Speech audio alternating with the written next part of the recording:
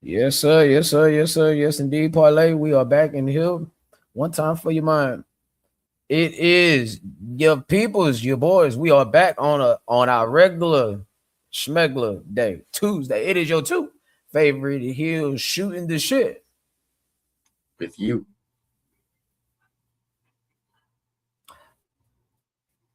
Like we like to do every Tuesday afternoon, live here on the YouTube. Man, oh man, oh man. What a week. What a week. What a week. How What was a your week. week, brother? Uh, it's pretty good. Got some Christmas shopping done last weekend or Mhm. all week. We've been doing Christmas shopping. Um, I see you in the Clemson Christmas is. spirit over there. Oh yeah, that's why I'm wearing the Santa hat. I figured I'd ditch the fuck off hat for a couple of weeks and get in that Christmas spirit. But Ho ho ho. Clemson is practically, well, as I like to say, dead as my last relationship. So I haven't had a whole lot of Yeah. beer going up there. Um, Okay. so you know, but how's your week been? Man, I'm tired. I've been working like a mug. 12 days straight. Sunday I had off day. Then ended up doing the last 2 days. I'm off tomorrow. I had to do a double yesterday. I only had 4 hours of sleep before I had to go back to work. So I'm here, y'all. I am here. I'm probably gonna step off camera and give me a little drinky drink. Wait a minute. All right. Hope I ain't dead in this motherfucker, man. I'm gonna try to wake up. You God are damn it. you All right. are you're glitching. You're pausing. I Um, don't know. but yeah, bro. Unless you've been living under, wait, you got me?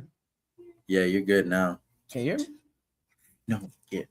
Yeah, I can hear you. Can hear you just fine. Okay. And unless you've been living, okay, bet.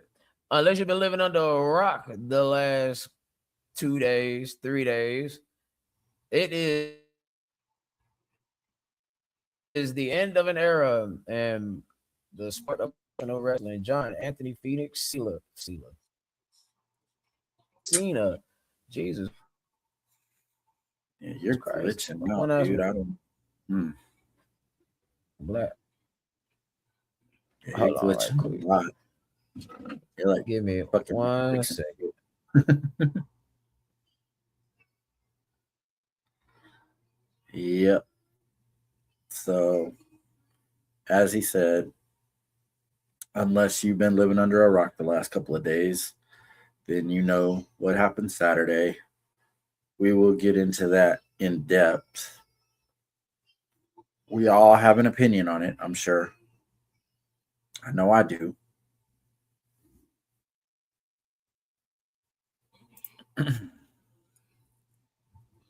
All right, I'm back. Yep. All right. All right, there we go. Now, that's what I'm saying. So we Okay. all have an opinion on it, and we will all get the chance to share our opinion on it. Unless you've been living under a rock the last 3 days, John Anthony Phoenix Cena has decided to call it a career. The fastest year in the sport of professional wrestling, I will say that. Absolutely, Um, man. Like when he announced that last December, like 12 months just boom. It yeah, was yeah. yeah, I mean, It felt like it just felt like it just zipped on by. Like, because we were yeah, all just waiting damn. for his appearances. Yeah. I For the mean, most part, yeah, damn. that's true. The rumor and innuendo is that he wanted to do a full year of appearances. We're talking 220 dates as opposed to 36. And I guess Triple H nixed it, or somebody over there nixed it. Um, but um, I think it honestly would have been overkill if he would have did 220 dates. Why you think that? Uh, because I think we would have probably got tired of seeing him, pun intended. Yeah. And No, I'm personally, I think it's only so much you would have been able to do in that year's time anyway. the funky ass heel turn Not year's time, but 120 was days. not all his idea. So it still didn't help. But I mean, the point remains, it still didn't help. Um,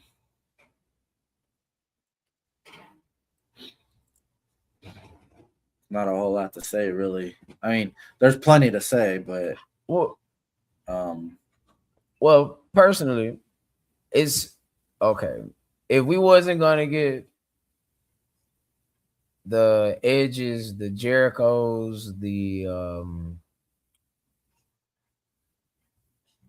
damn, I can't think of anybody. Any of we got Punk. I mean, you seen who we got, but if we would have got the others that we couldn't get, obviously, then yeah, the maybe whole you could have, the whole maybe you could. retirement tour sped up the whole fucking year. It was the fastest 12 months I've ever lived that I can remember. Because it seems like just yesterday, and I didn't mean to cut you off there, bro, but I was just kind of, It's all good. it just seems like yesterday that he was making the announcement that this was going to be his last year. And here we are with his last match. So, and due to the fact it is such a significant time in professional wrestling, we're going to spend like a large part of the show just laying out and just talking about John Cena. Whatever we got about John Cena, whatever you got about John Cena for that fact of the matter. Um, I'm willing to ask this. I'm willing to ask this. If this retirement tour wasn't the way you would like it, or let's say it was, if you thought it was less than stellar, what way would have booked them differently?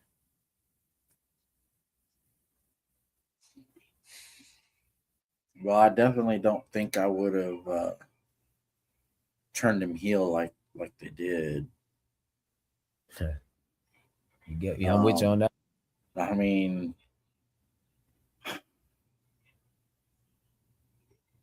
no, I definitely wouldn't have turned him heel. I mean, I might have turned him heel, but I don't think I would have turned him heel that way. But to be honest, the heel turn was 15 years too late. No one really, no one really cared once he turned heel. Um, I mean, yeah, he won the title from Cody. Yeah, he held it for however many months, and then all of a sudden, he's doing a promo with Cody, and all of a sudden, he's like, "Thank you for making me realize who I am." And it's like, that's it. That's it. You cut a promo. You have been like, hell. You cut pretty much the same promo on CM Punk that he cut on you years ago. Which I actually thought was dope, by the way. And that was creative. It was very creative. I'll give him that. Like what him and Punk did, I have no problem with that. No, I have no problem with it. Just the way that John was winning matches, kicking people in the nuts, hitting them in the face with the belt. It just that's not John Cena. Even when he was a heel as the Doctor of Thugonomics, he wasn't winning matches like that. Well, he wasn't the face of the company either. True. That's true. And the interesting part about that is we almost didn't even get to this moment. Right. We almost didn't even get to this moment. 3 months into his career, he was almost fired because they didn't have anything for him. He was almost a casualty cut, and it just so happens that Stephanie McMahon heard him freestyling to somebody and then asked him, "Yes, do you want to do a rap gimmick?" And the Doctor of Thugonomics was born. And off to the races we went. So we almost never even got to this moment. And that's the crazy part is we could have not even gotten to this moment. I have personally I have seen every single John Cena match that has been televised for the last 23 years.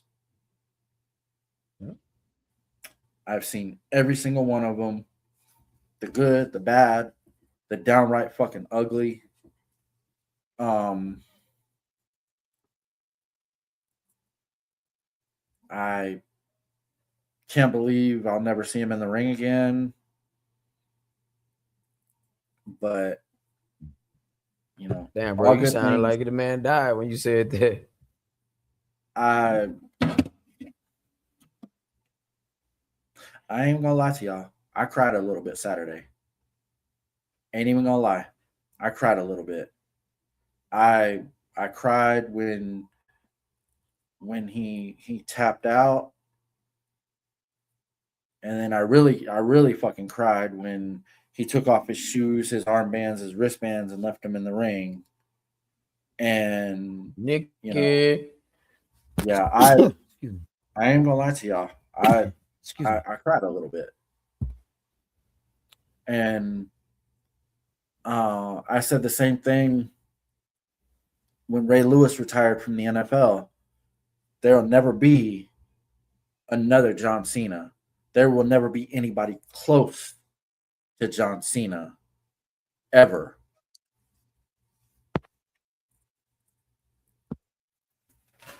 Well, that He remains to is be the seen.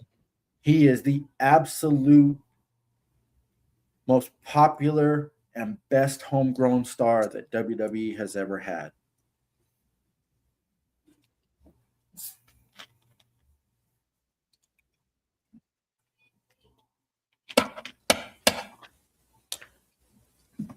June 27th, 2002, the debut of John Anthony Phoenix Cena on WWE main television. And SmackDown. 2002 is a very, very, very important year for me, at least in my fandom, because that was the year I became a fan of professional wrestling. And John Cena is definitely the first major star that whose career I've seen from start to finish.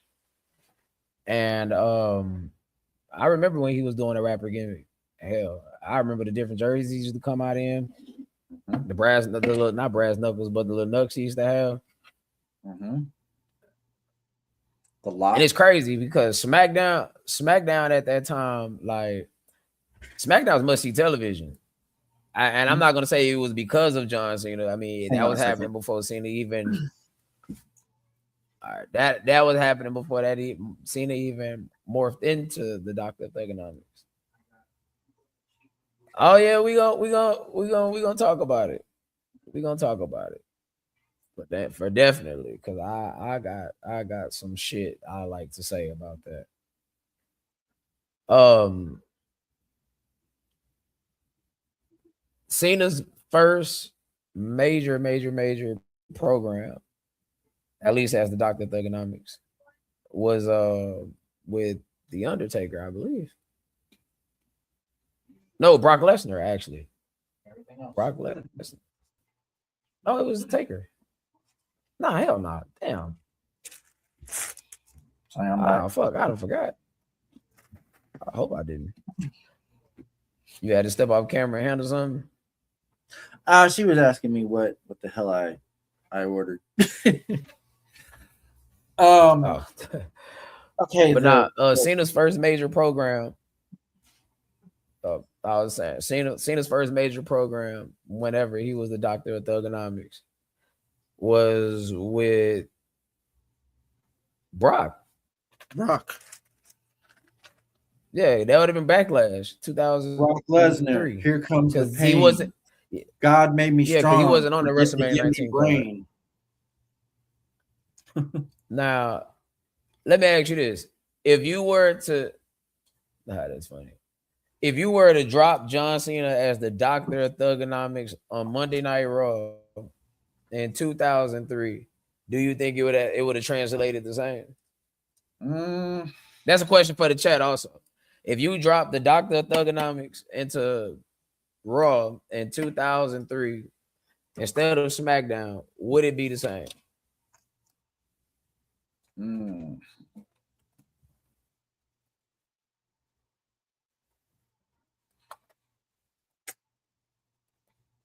Man, I don't know.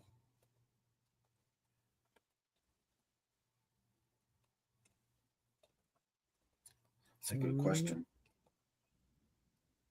That's a really good question.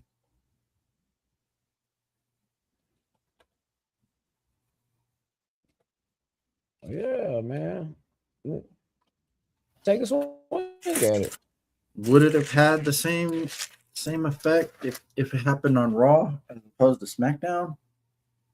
Now, 2003 was the beginning of Evolution, as far as like Randy Orton, Batista, and Triple H, Goldberg, The Rock as Hollywood Rock, Booker T, Kane, RVD, I think the Dudleys, Brock. Oh, not Brock Lesnar was on SmackDown. I mean, they were the main hitters. Yeah, they were the main hitters in 2003. Okay, so just the fact that you just named just them alone, Triple H, there probably wouldn't have been any room for him on Raw. Why you think so? Well, Evolution was kind of hogging the spotlight back then. I don't know if there would have been any room for him. I think it could have gotten over, but it wouldn't have gotten over to the same degree that it did on SmackDown. One, right. Paul Heyman was writing the show, so it damn near gets no better than that. And two, like, it would have been different, like way different. Meaning, I mean, think of, like I said, just think of the landscape of Raw in 2003. Goldberg, Triple H, Shawn Michaels, RVD. Yep. Shawn Michaels. Turn that down. Evolution, Batista. What's going on, Monk? My boy. Batista, Randy Orton. We would have got Cena and Randy Orton a lot earlier. Matter of fact, there's a lot of good matches we probably would have got a lot sooner. You would have got Cena and RVD. So to the people he damn near went on that had some of his most memorable matches with, ironically. You could have had Cena, Batista, Cena and RVD, Cena and Randy Orton, Cena and Shawn Michaels. Damn near everybody he didn't went on and had a feud with, a memorable feud one way or another, was the people he would have worked with. Now, how you would have mixed him and Goldberg together, now that actually would have been, that's John, brother. That actually would have been a little interesting now that I'm sitting here and think about it. Yeah. I'm sending the link out to, just got my phone back, so that's good. It's good. Oh, there we go. What's going on, Bree? Where's Bree? Good talker, but not good enough. Well, I can get down with that. So now,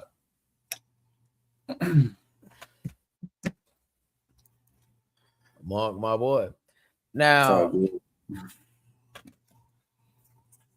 there was a point in time where we did get sick of John Cena. Now we keeping it a book. Absolutely. We've seen enough.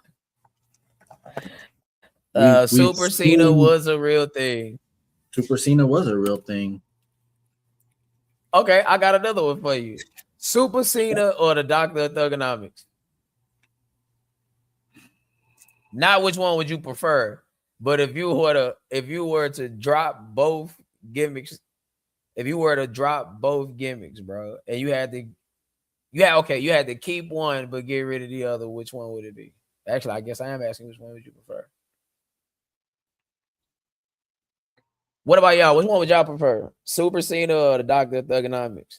Now, there is a catch. If you were to pick the Doctor of Thugonomics, that had a shelf life also. He wasn't gonna be able to do that for 5, 6, 7 years. No, he wasn't going to be able to do that forever. I mean, but it was something that got him going. Over. Yeah, got him over. Yeah. Got him over, and then by the time he dropped the gimmick altogether, then you know, he was popular by that point. Then you could drop the gimmick, and he could be himself at that point. There's a reason why he never brought that gimmick back, because it was basically a means to an end to get him going. And I that's mean, exactly why we did not see the Doctor of Thugonomics on the retirement tour, because there was no need for it. Well, you did get it. It just wasn't him doing it. It was CM Punk. Well, yeah. So, I mean, my favorite rendition Dr. of Punkonomics. My favorite rendition of it is whenever he did it in Cleveland against The Rock, man. That shit was fucking gold. Are you talking about when they were that was awesome on the road to WrestleMania? Yeah. Oh yeah. Cena is probably one of the only people to outclass The Rock on the microphone. Mm-hmm. I think we talked about this a couple weeks ago. We did. We nice tattoo. So whoever that was that told him about that, kudos to you. Because he said somebody came up to him backstage and said, "Hey, look, Rock's got something written on his wrist." Sorry, y'all. I'm on. You over there eating, man? Didn't get to do it before. Sorry. That's how it gotta be. But ain't bothering me. Yeah, have at it. Yeah, but now the Doctor of Thugonomics gimmick brought out some pretty good. I mean, the man came up with some creative shit. Oh yeah. I mean, I can't think of a lot of them like off the top of my head. But there was. You had the fucking Big Show trying to. I remember when it was in Jacksonville and Kurt Angle tried to do it. That was funny. Kurt Angle tried to do it, yeah. I mean, like I said, I mentioned the thing earlier when he was going against Brock. That Brock Lesnar, here comes the pain. God made me strong. Forget to give me brain.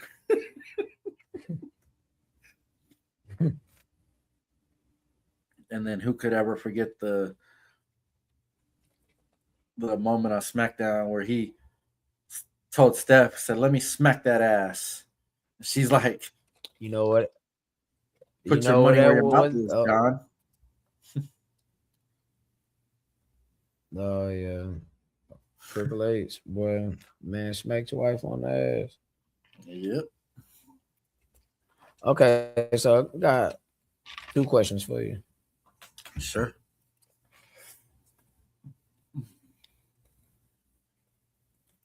Hold on. I do have to say I don't think we're going to see Wes today. He's been a little under the weather the last couple of days. Oh man, shouts out the West, man. Yeah. Get better, Um, homie. yeah. When did Cena become a Hall of Famer? Whew. At what point? At what point did Cena become a Hall of Famer? Well, obviously he's going to be a Hall of Famer.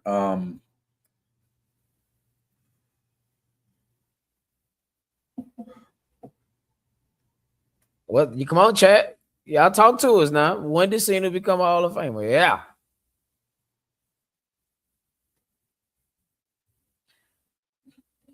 I say about 2010. 2010. I was going to say 2011, but 2010. Yeah.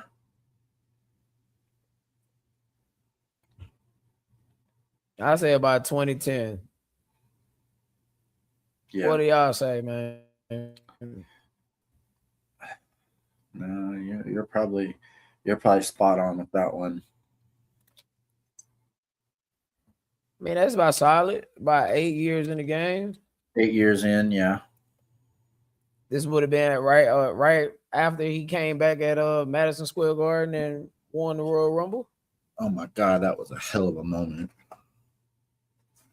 Because nobody expected John Cena to be at that Royal Rumble.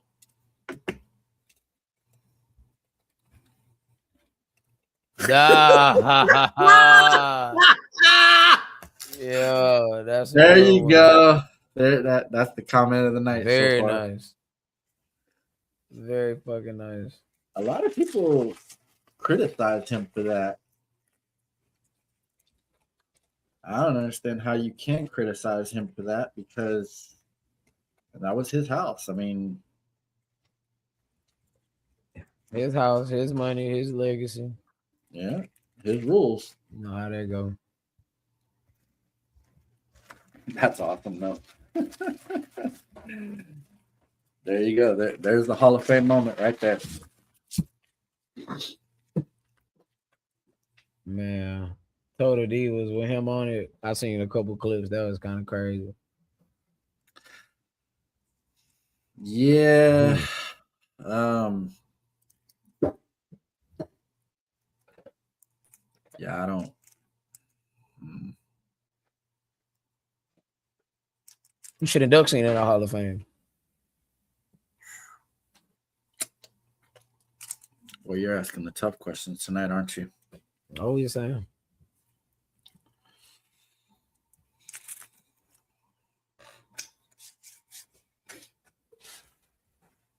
If he's back by that time, probably Edge.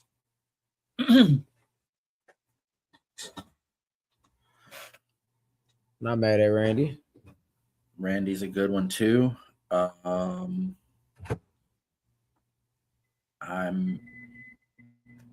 maybe Taker,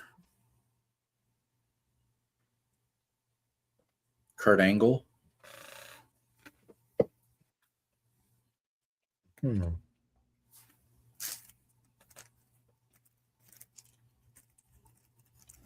Yeah. Let's see.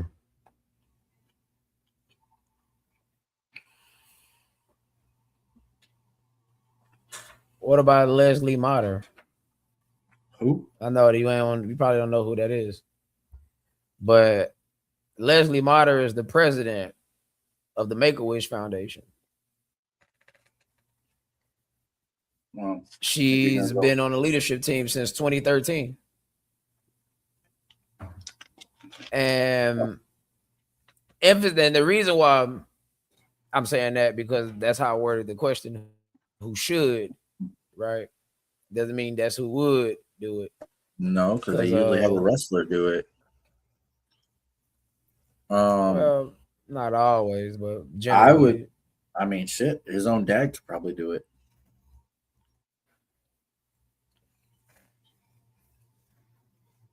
Angle would be too obvious. Well, we're not. Shit, We're if not Kurt got talking. the I mean, if Kurt got the knees to stand up though, Kurt we're look not. old as shit, boy. He really did. So did RVD. I mean, it's not. it's not something like we're like it's going to be the best kept secret. So I mean, Angle, but I mean, you got to think Angle's the one that he started with, but then he got the rub from Taker, and I mean, there's a lot of people that honestly could do this. It's never gonna be Brock, man. Even though it would make a lot of sense for it to be Brock, but Randy might be the best bet. Same OVW class, broke into business together, or it could be Batista. Batista, yeah, I didn't even think about that. What match put him over officially? Ooh. Officially?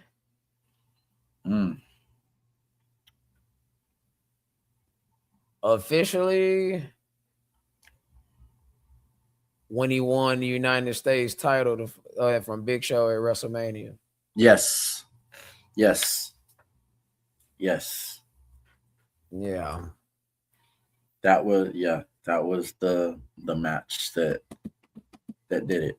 But what started it, the Royal Rumble 2004. Even though the 2004 Rumble was more about Chris Benoit going from 1 to 30. I ain't get no peace. That's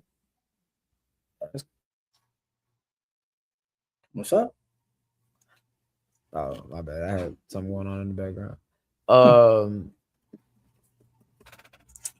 Yeah, but what started it was definitely the match at the Royal Rumble, because really, we almost didn't get him in Big Show at WrestleMania, because remember when Cena got thrown over the top rope by Big Show and that freaky knee injury happened? He could have tore his ACL in that.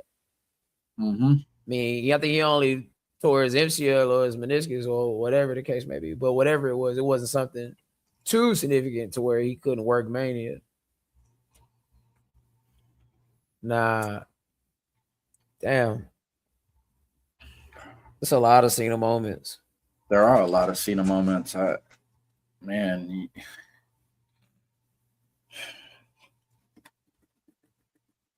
Cena and RVD at One Night Stand was crazy. That was a hell of a match. This man threw his shirt. And it wasn't the match itself. It was actually the crowd. The crowd made it crazy. Man threw his shirt in the crowd and they threw it right back to him. Mm-hmm. Like, we don't want this shit.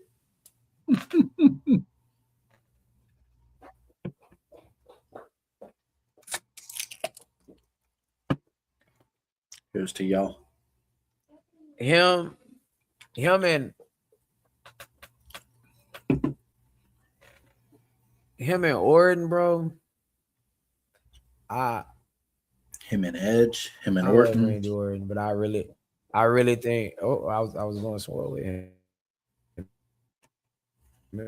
Orton. I love Orton, but I really think their feud was overrated, honestly. If we had that 2009, 2010 time frame, we got a lot of Randy Orton and John Cena. But out of all the matches they had, only one really just stand out, and that was the I Quit match at Breaking Point when he was hitting him with that kendo stick. I saw the unification ladder match live back in 2013, I think. TLC 2013. It was in Houston. It was right before I left. Me and my brother went, and it was Randy Orton and John Cena to unify the titles. Oh, there's Wes. There you go, Wesley. What's going on? Didn't think you were gonna make it, brother. I heard you been well sick. On the road to recovery. Yes, sir. That was actually a really good match. Randy ended up winning. But it was actually a really good match with those two. Yeah. Tell me about it, brother. I'm running on fumes right now. If I didn't drink 2 energy drinks already today, I would have drunk a third one. So, but I'm making it. I'm making it. Damn. All right. Well, It's crazy. let's get We're to the sitting part. here like we're sitting here talking about this, but I mean, Mm-hmm. why do you hate Gunther, bearded? Goddamn bears. The bears. Goddamn bears.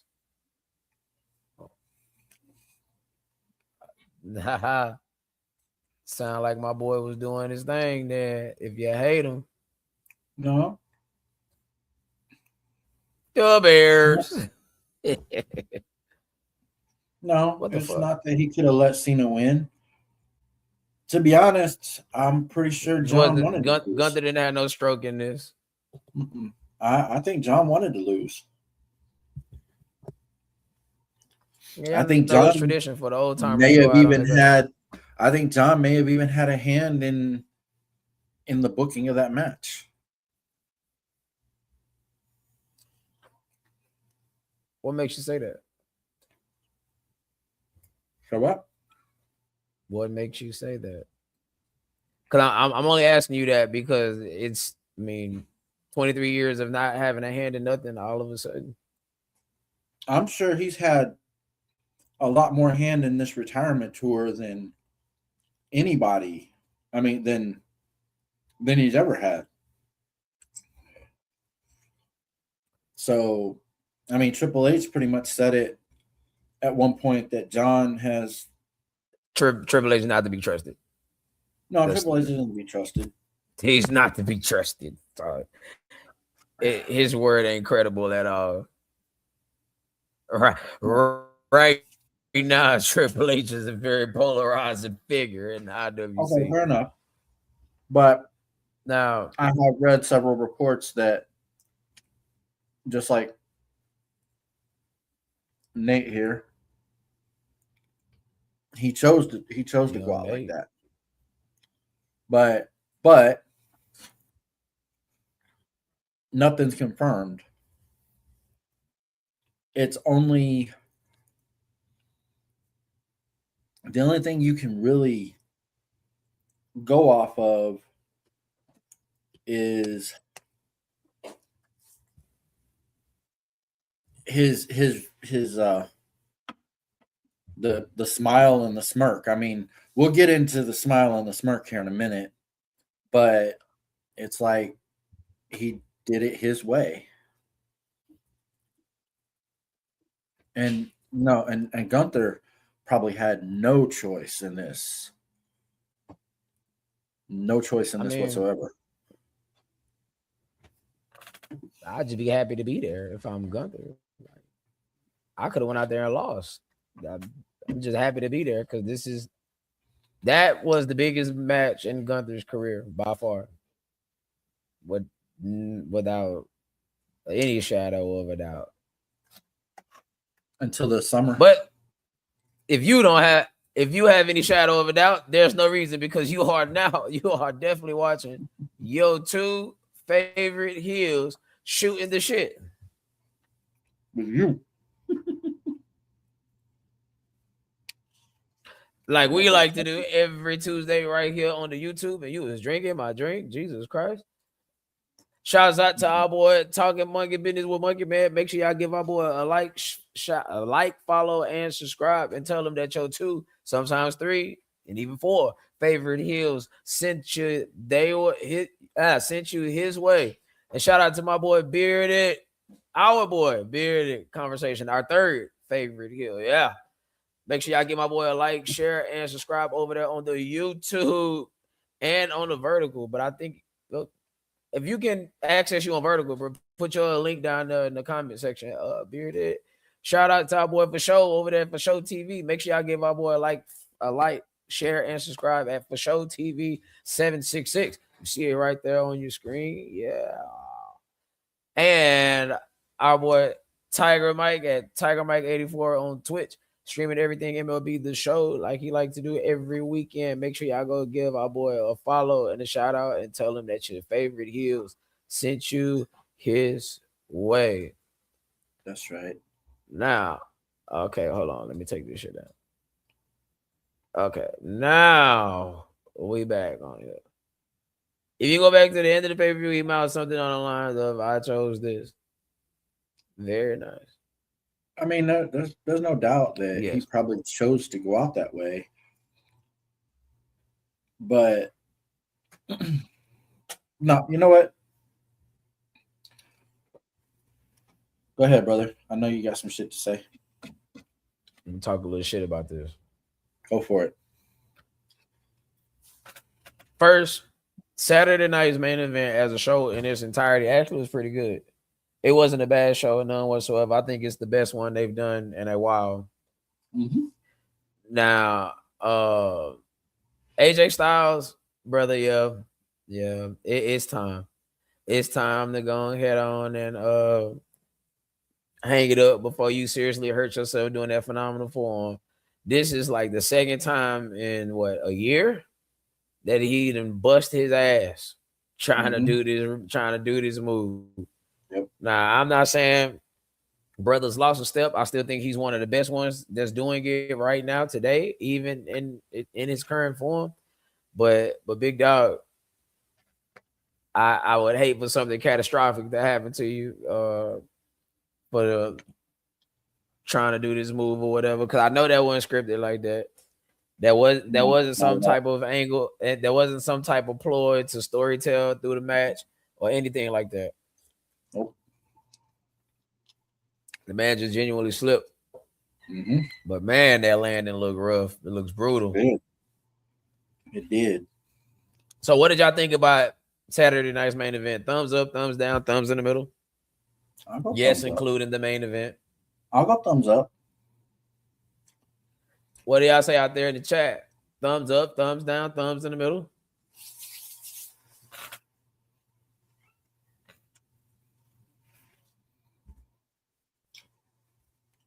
I'll go thumbs up. I mean, overall as a show, it was good.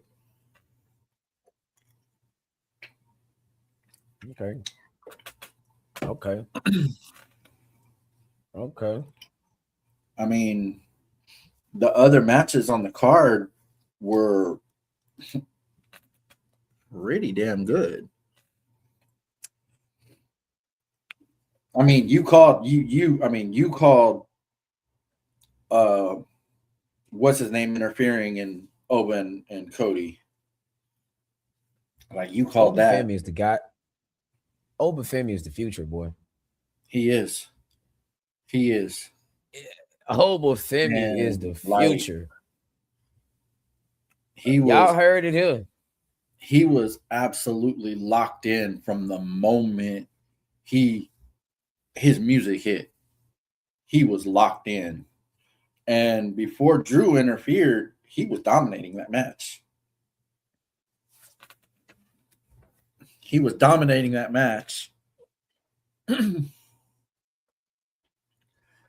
I just kind of feel like the only thing I would say about that match is I think Drew interfered a little too soon.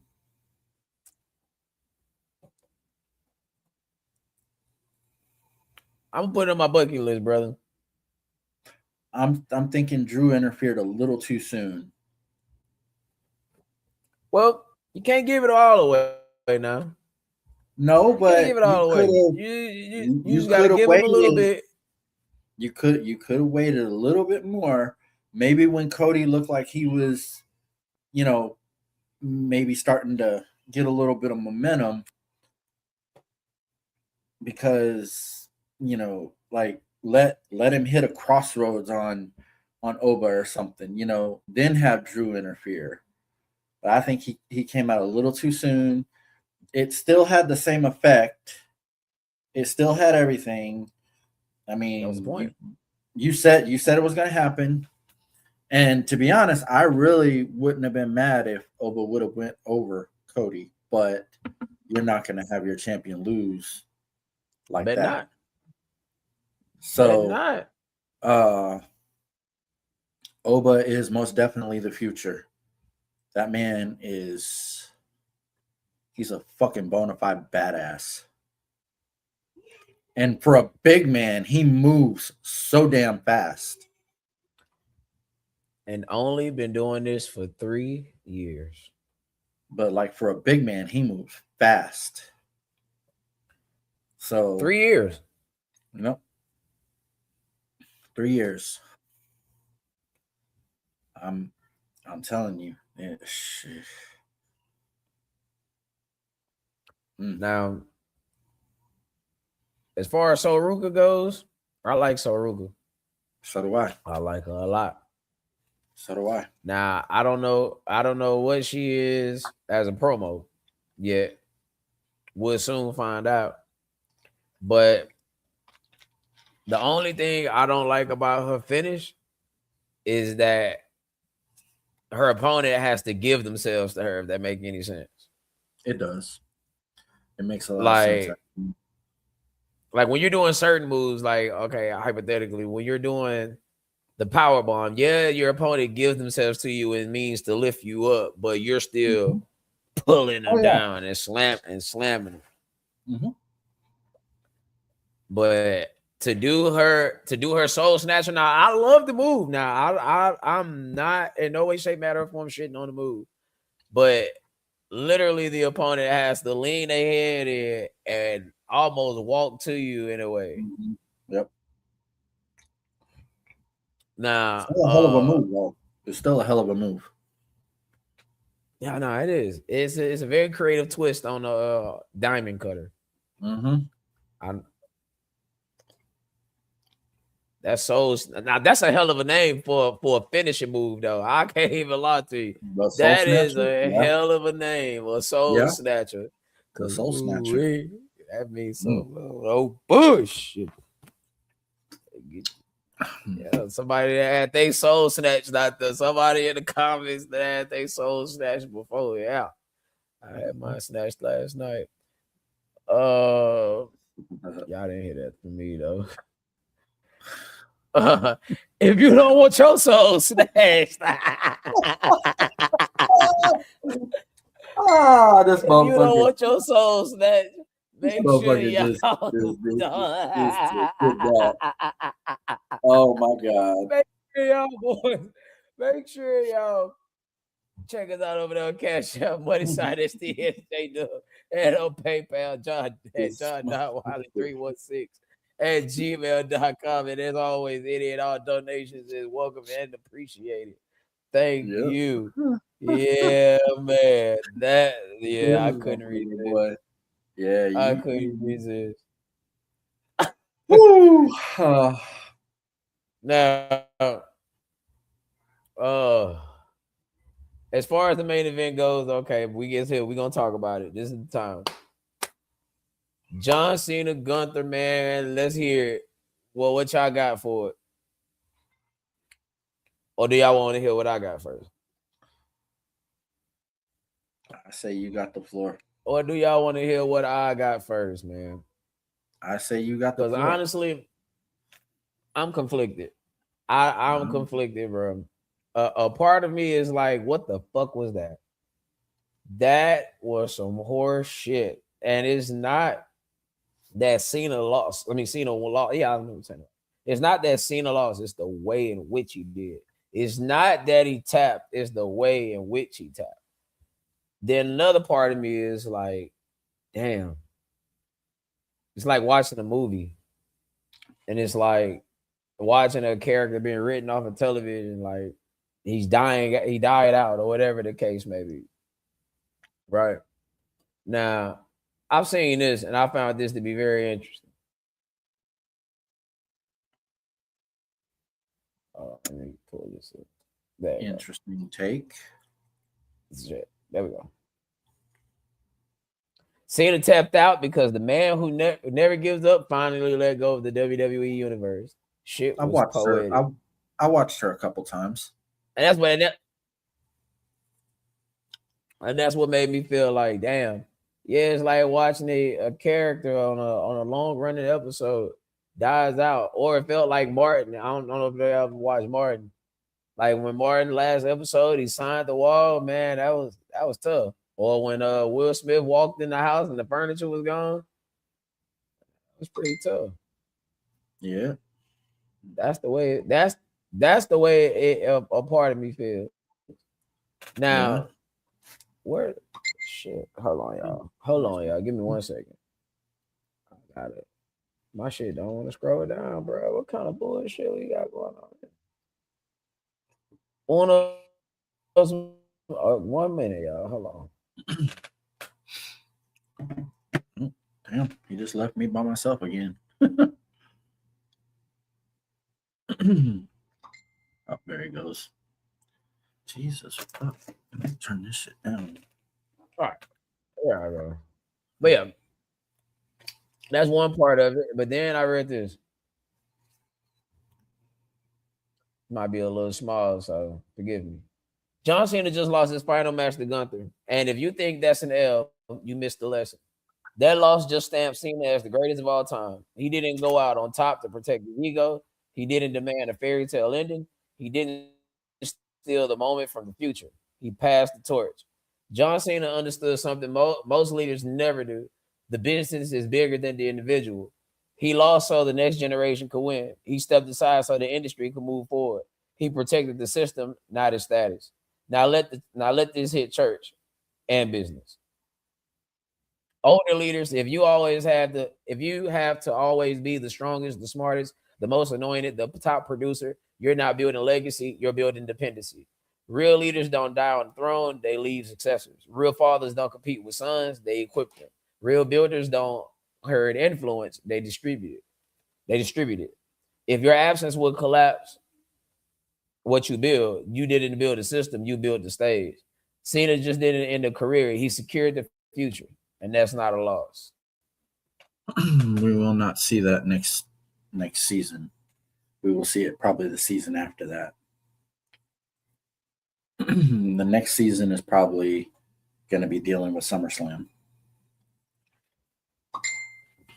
Yeah, next season 2 is already in the can.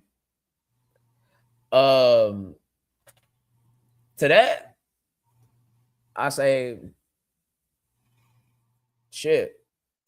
In retrospect, that is right. I agree with everything that post says. But this is my question. Sure.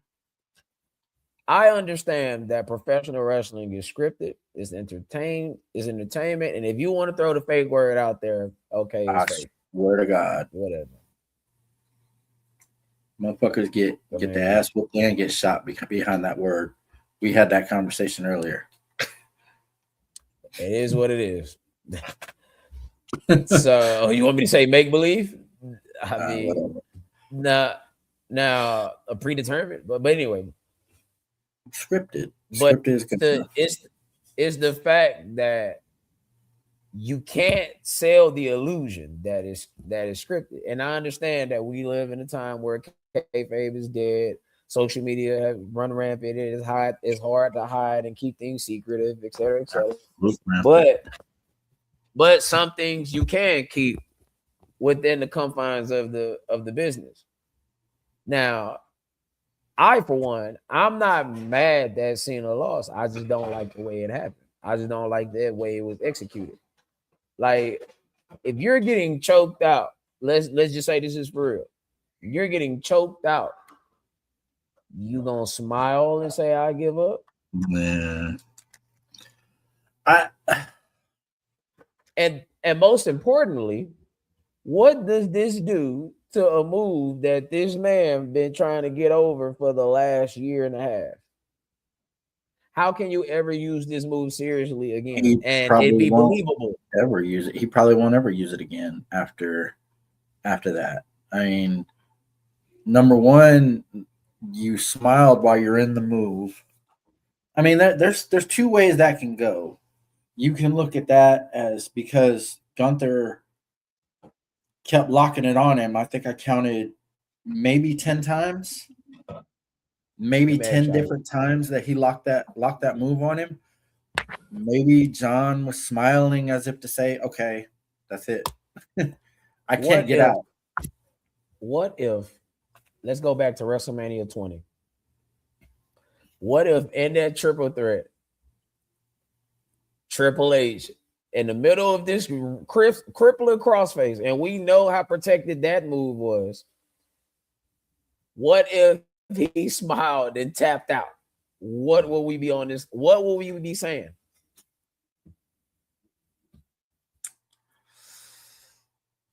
Oh, He buried him. He buried his finish.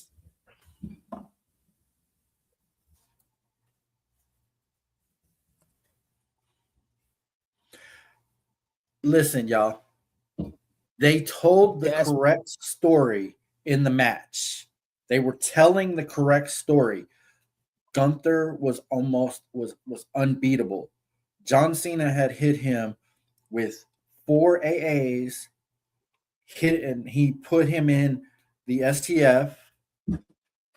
He did everything but could not beat him. They were telling the correct story, but then it went the way it did, and it was the weakest tap out I've ever seen in my life. oh, that's Trent, my boy. Trent I knew T, who that my was. I knew who man. that was. I knew exactly who that was. Um, I, I did you want Splash King. But to anyway, go ahead. you want to no, they did it the right way. They just executed it wrong. Choke him out, put him down.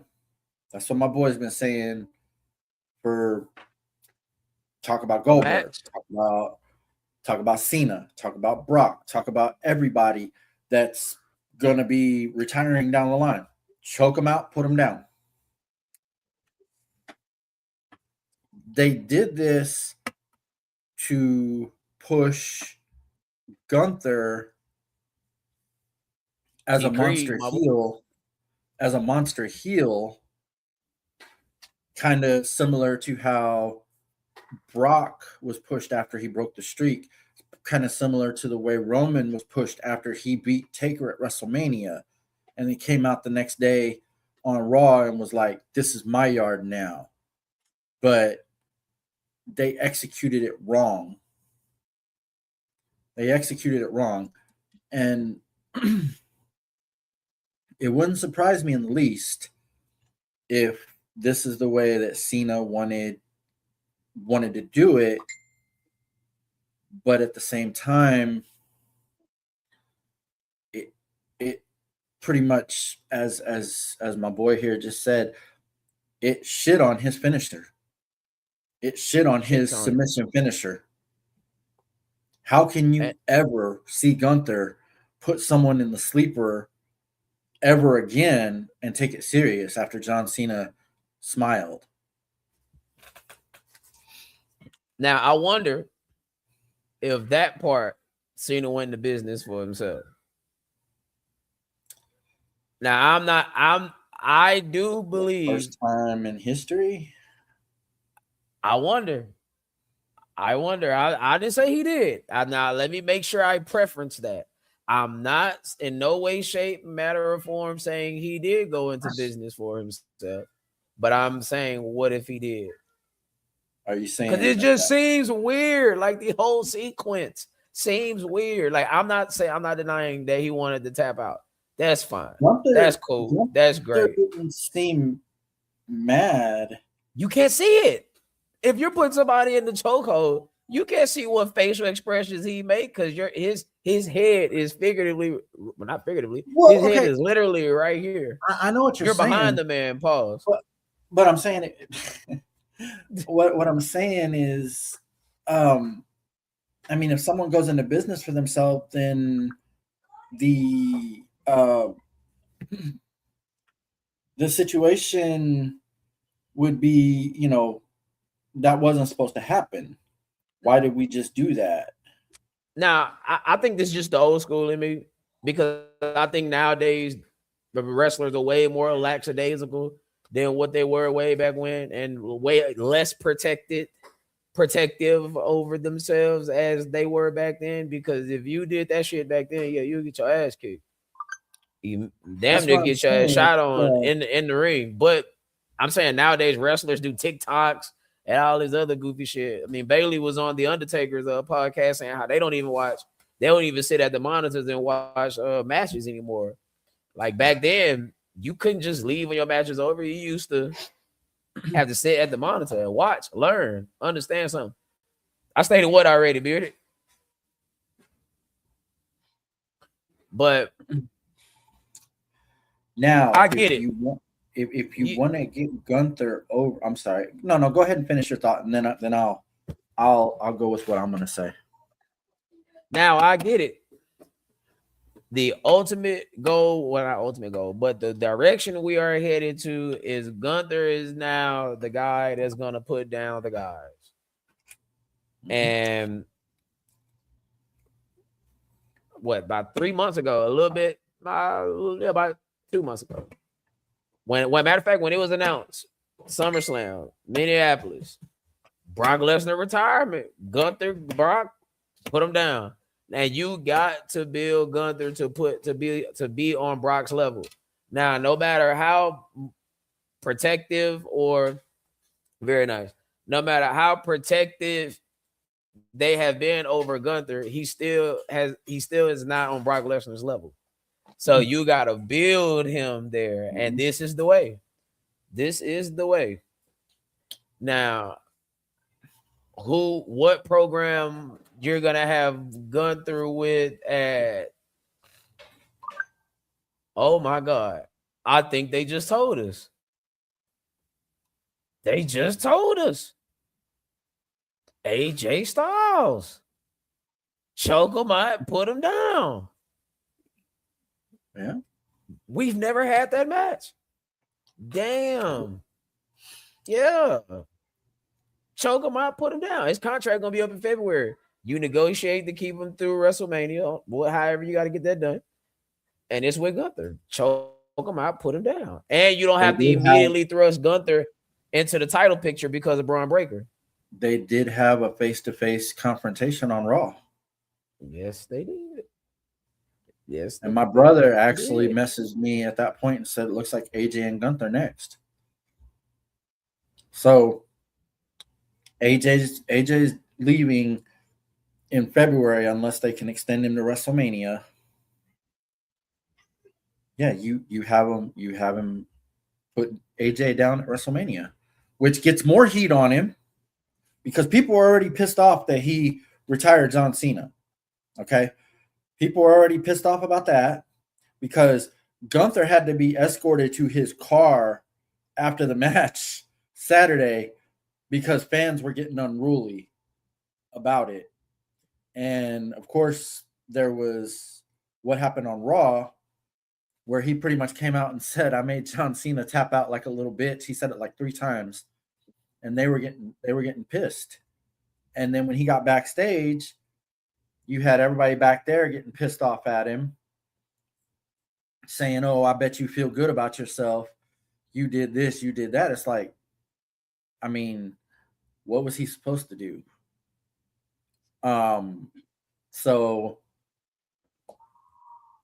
So then, of course, Pierce tells him, well, you have the night off. You're not needed tonight. So he's walking to his car and people are mean mugging him or whatever, or saying whatever to him.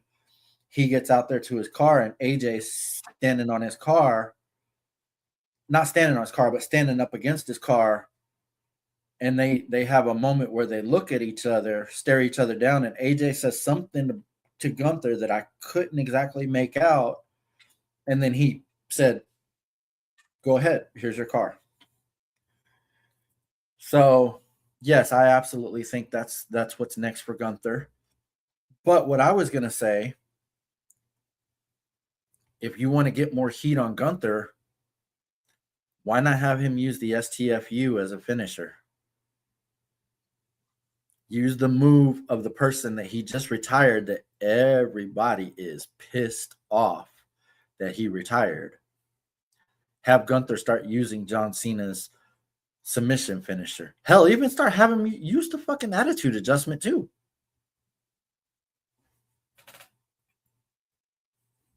I don't think they're okay. I don't think there's more heat that he can get that he doesn't already have. If that makes any sense. I'm saying, and Gunther is his own man.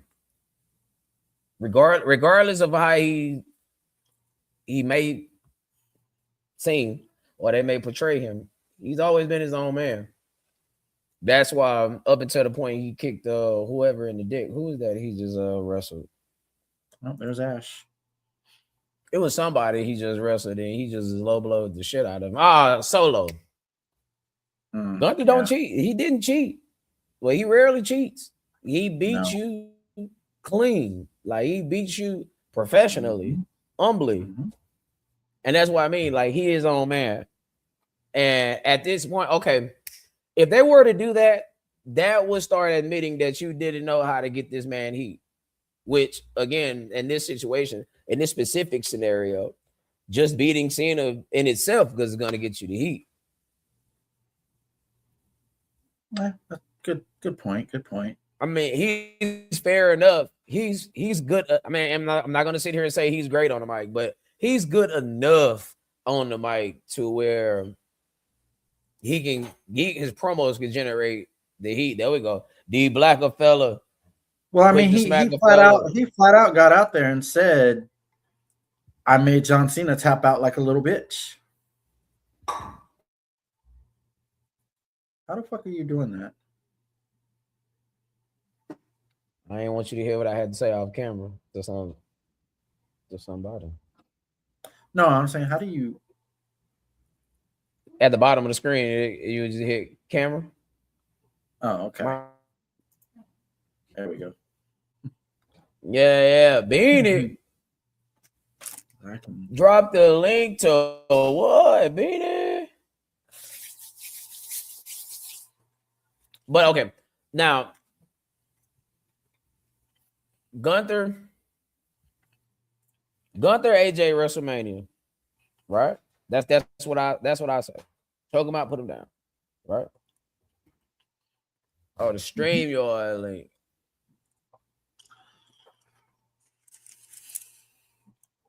Drop the link, y'all. Now, my boy, okay. Yeah. We started that last night by what John just said, like bruh, and outside the car. Now you could also have Gunther eliminate AJ in the Royal Rumble. I'm more than likely both of them will be in the Rumble. And Elimination Chamber. Well, that's actually gonna be a pretty interesting time because that's when his contract is gonna be up. But do y'all think, now that it's all over, do y'all think overall Gunther was the right man for the job?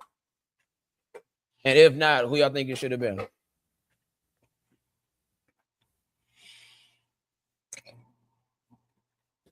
Well,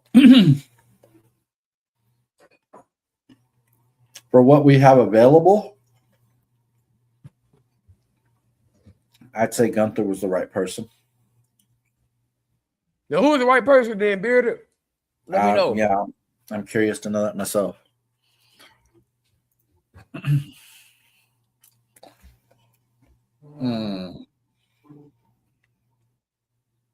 Nah.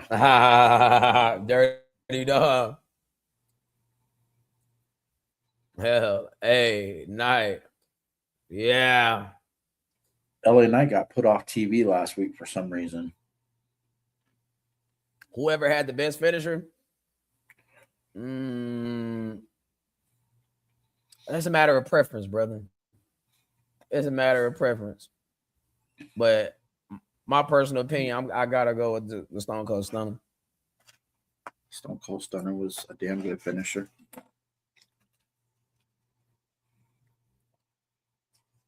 Dirty Dom.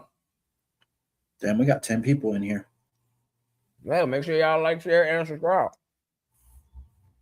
Obafemi is definitely on his way. That's why I wanted to win the whole thing. Yeah. They probably should have. They probably should have. They probably should have. Fact, share the video. Make sure y'all like, share, and subscribe. I don't know if I agree with Dirty Dom, but it's a little too soon for that trend. Oba's not winning the Royal Rumble. There's only one man that makes sense to win the Royal Rumble right now. He just said something about somebody's wife last night. Mm-hmm. Yep. And he also got put down. If I'm a bet man, I'm going with Braun Breaker. Braun Breaker's winning. I'm going Braun break him in half. I ain't gonna lie. Braun is winning the Royal Rumble and winning the championship at WrestleMania. CM Punk.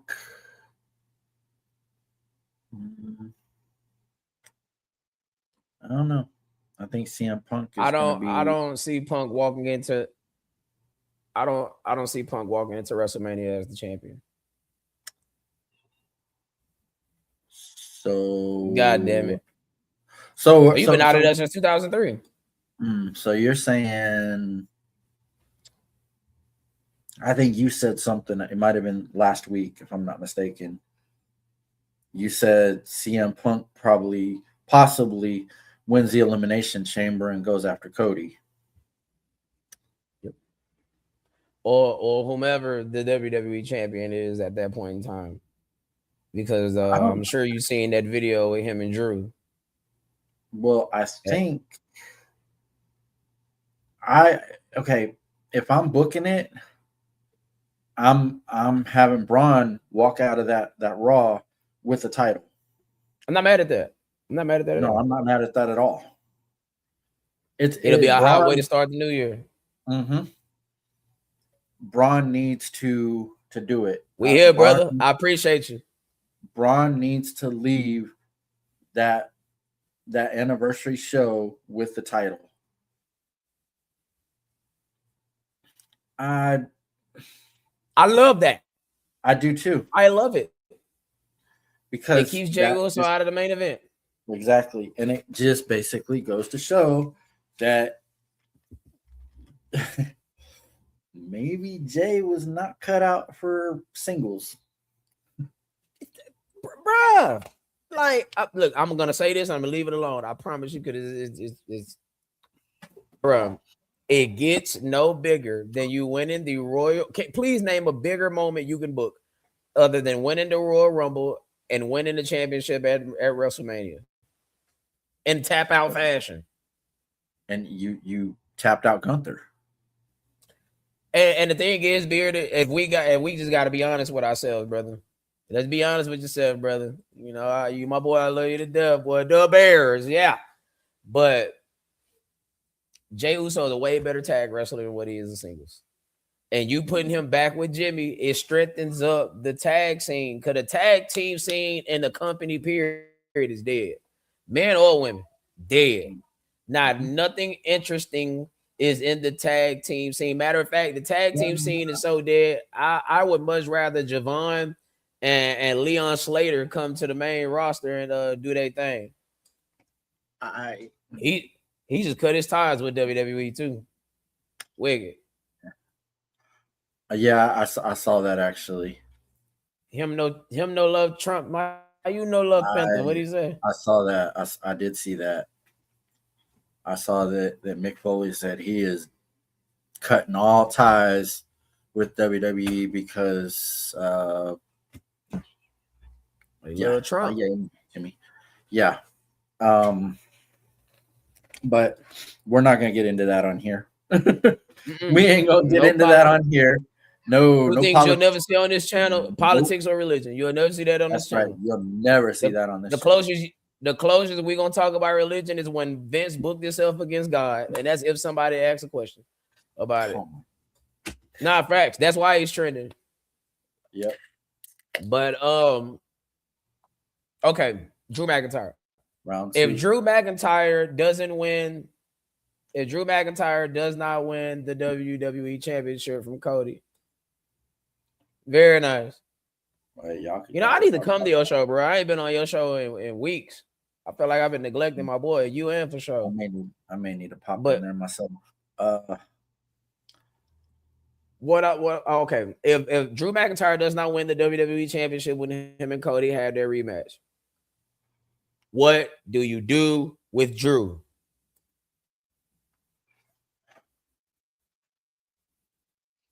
Well, if Drew does win, No, if he doesn't, no, I'm saying if he does, then you're setting a potential collision course with him and Punk again.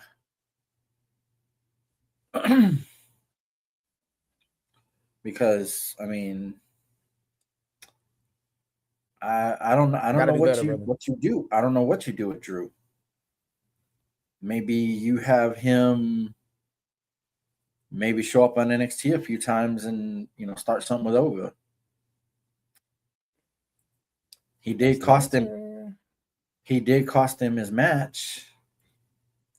So and Ova turned to him and said, "What the hell are you doing?" So that's the answer. Okay. Message. You match him with Oba Femi. Yep. Oba Femi could come to the main roster because it's time. God damn it, it is TIME right now. Bearded. Is Oba Femi over with you, man? You are a resident X-Pac, man. You are a tester, man. You gotta let us know if bro good or not. Oh shit. But honestly, I would honestly say have Oba cost Drew the title.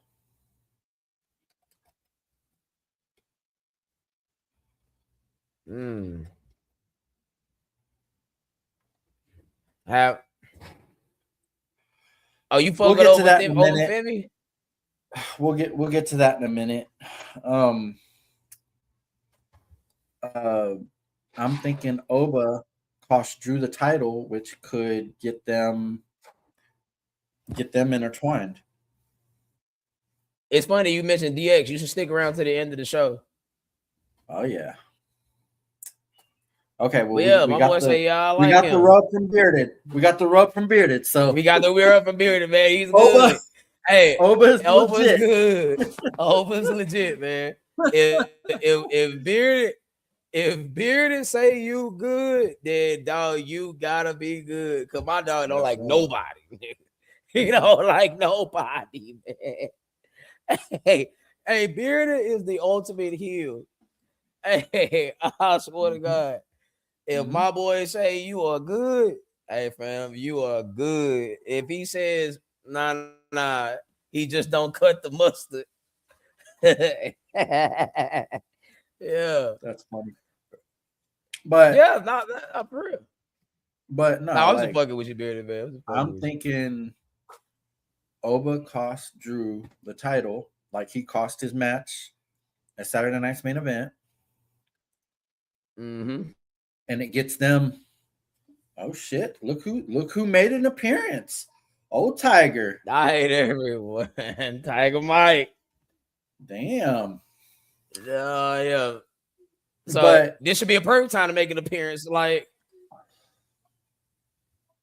go ahead. You are watching your two favorite heels right here, as with your two heels shooting the shit with you.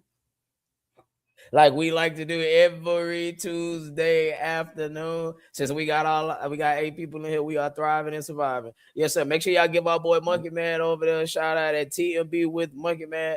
Talking Monkey Business on YouTube, man. Tell them that your two, sometimes three. Okay, two, most of the times three, and sometimes four favorite heels has sent you their way. Make sure y'all get it, our boy Bearded. Yeah, y'all see Bearded down there, man. He's Bearded in here. Conversations on YouTube. My boy go live every day. He's gonna go live after we get off the air. Make sure y'all go check my boy out at Bearded Conversations. Tell him that your two, most of the time three, and sometimes four favorite heels has sent you his way. Exam. Make sure y'all give our boy. For real. Let me take that comment down so you can see. Hold on. For I sure. was on the road, god damn it. All right. Yeah, make sure y'all give out my boy for show over there at For Show TV at For Show TV 6766. Make sure y'all give him a like, share, and subscribe. And our boy who just hopped in here. Y'all like the cool little Halloween graphics, Thanksgiving graphics, man. We got to get some Christmas graphics going on here. Our boy Yeah. Tiger Mike over there on Twitch at Tiger Mike 84. Yeah, every weekend streaming at MLB The Show like he likes to do. Hey, Mike, since you in here, can you drop your link to your Twitch? Yeah, we need that because everybody, Beardy got everybody link except yours. Pause. All right. All right. Look, my boy say I hate everyone. Well, he's not a big wrestling fan, so to speak, but That's all good. Hey, but you put Drew with Obi for Obi, not necessarily Drew. Yes, sir. I have to hide in the shadows when I can. See, you speaking like a true heel, man. Hit that like button. Yes, sir. Please share the video. But okay. There you go. So I'll show PD. I'll put in the figure phone. Not everybody links. Hey, my boy. My boy. Okay. So Drew over. I think y'all know there's two things on this channel that I advocate for. Loppity metal, no bullshit. And Drew got to get his due. But I'm starting to fuck with Loppity metal, no bullshit. More than I want Drew to get his due because I didn't gave up, bro. They didn't beat me into submission. I mean, I ain't tapping out like John Cena, but they didn't beat me into submission when it comes to Drew getting his due. Like, okay, which one do you think happened first? Let me ask you a question. Which one do you think happened first? Drew would get his due, but LA Knight would actually get booked in a very serious capacity. Damn, I'd say LA Knight will probably get booked. Which one is more likelier to happen? LA Knight. The way they've been they've been booking Drew, I mean, it almost seems likely that LA Knight gets a meaningful feud before Drew gets his due.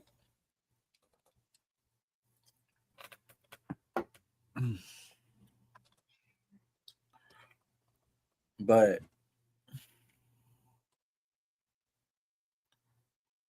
we'll get there. We'll get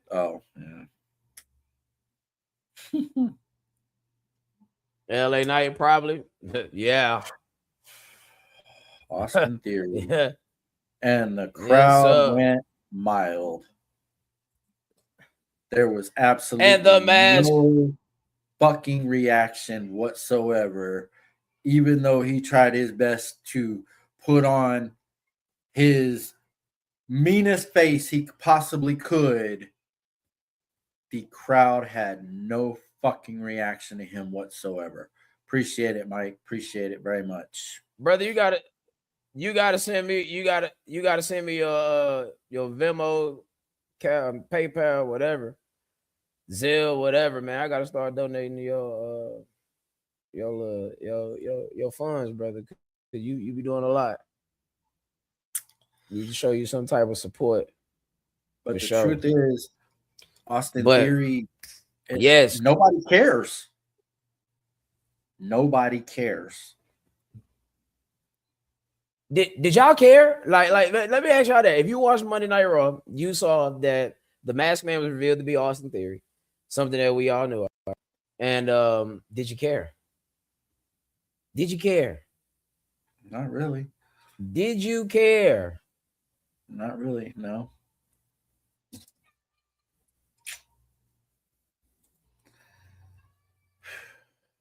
Oh man. Oh man, I appreciate that, Mike, man. Yeah, we Damn. appreciate you, bro. Nobody cared. The crowd didn't even react Nobody or cared. nothing. Like when he pulled the hoodie down, and I knew we were gonna have the reveal because after he did what he did, he stuck around. Normally he will curb stomp someone and then run, but he stuck around and he had the eyes cut out to where you could actually see part of his face.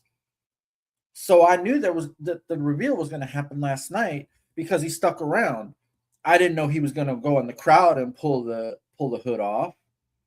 But either way, when he did, there was no reaction whatsoever.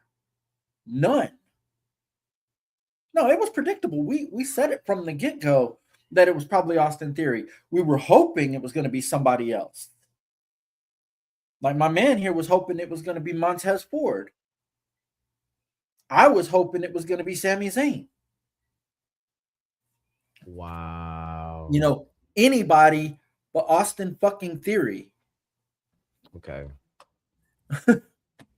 I just had to look something up. That's why I was kind of staring off into the distance. This is my thing with that. Too soon.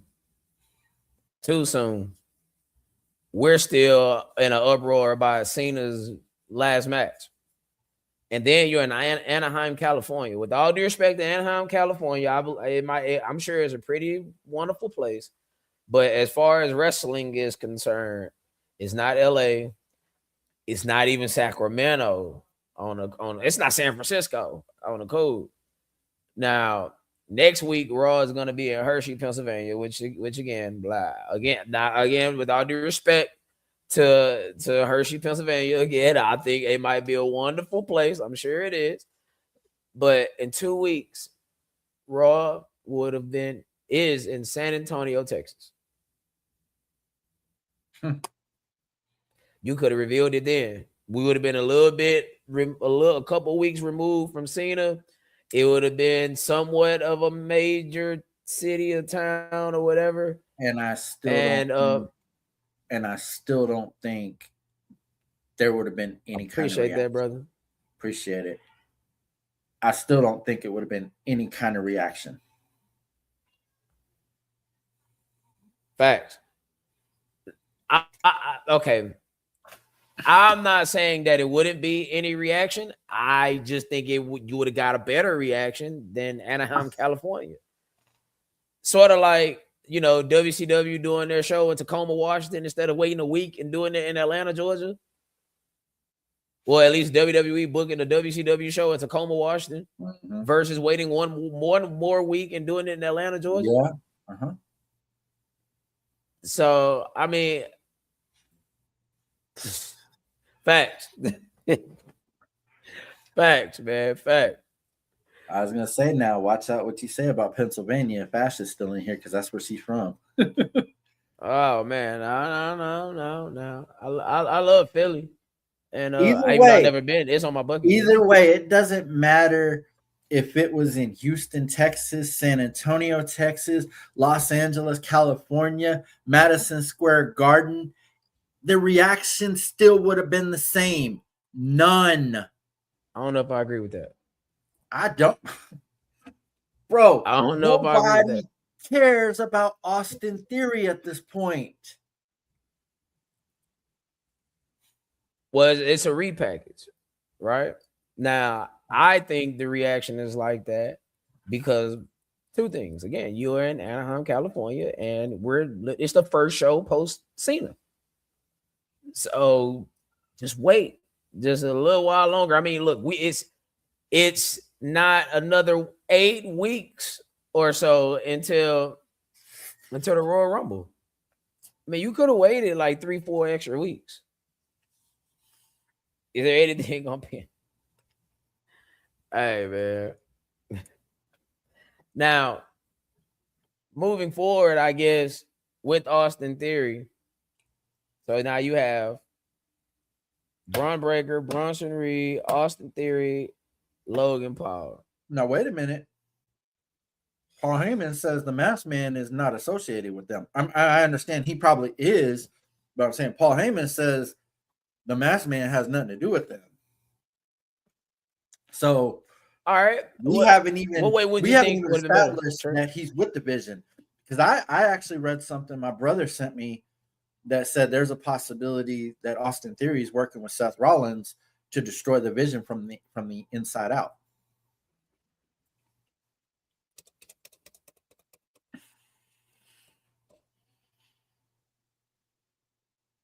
What's the end game with that?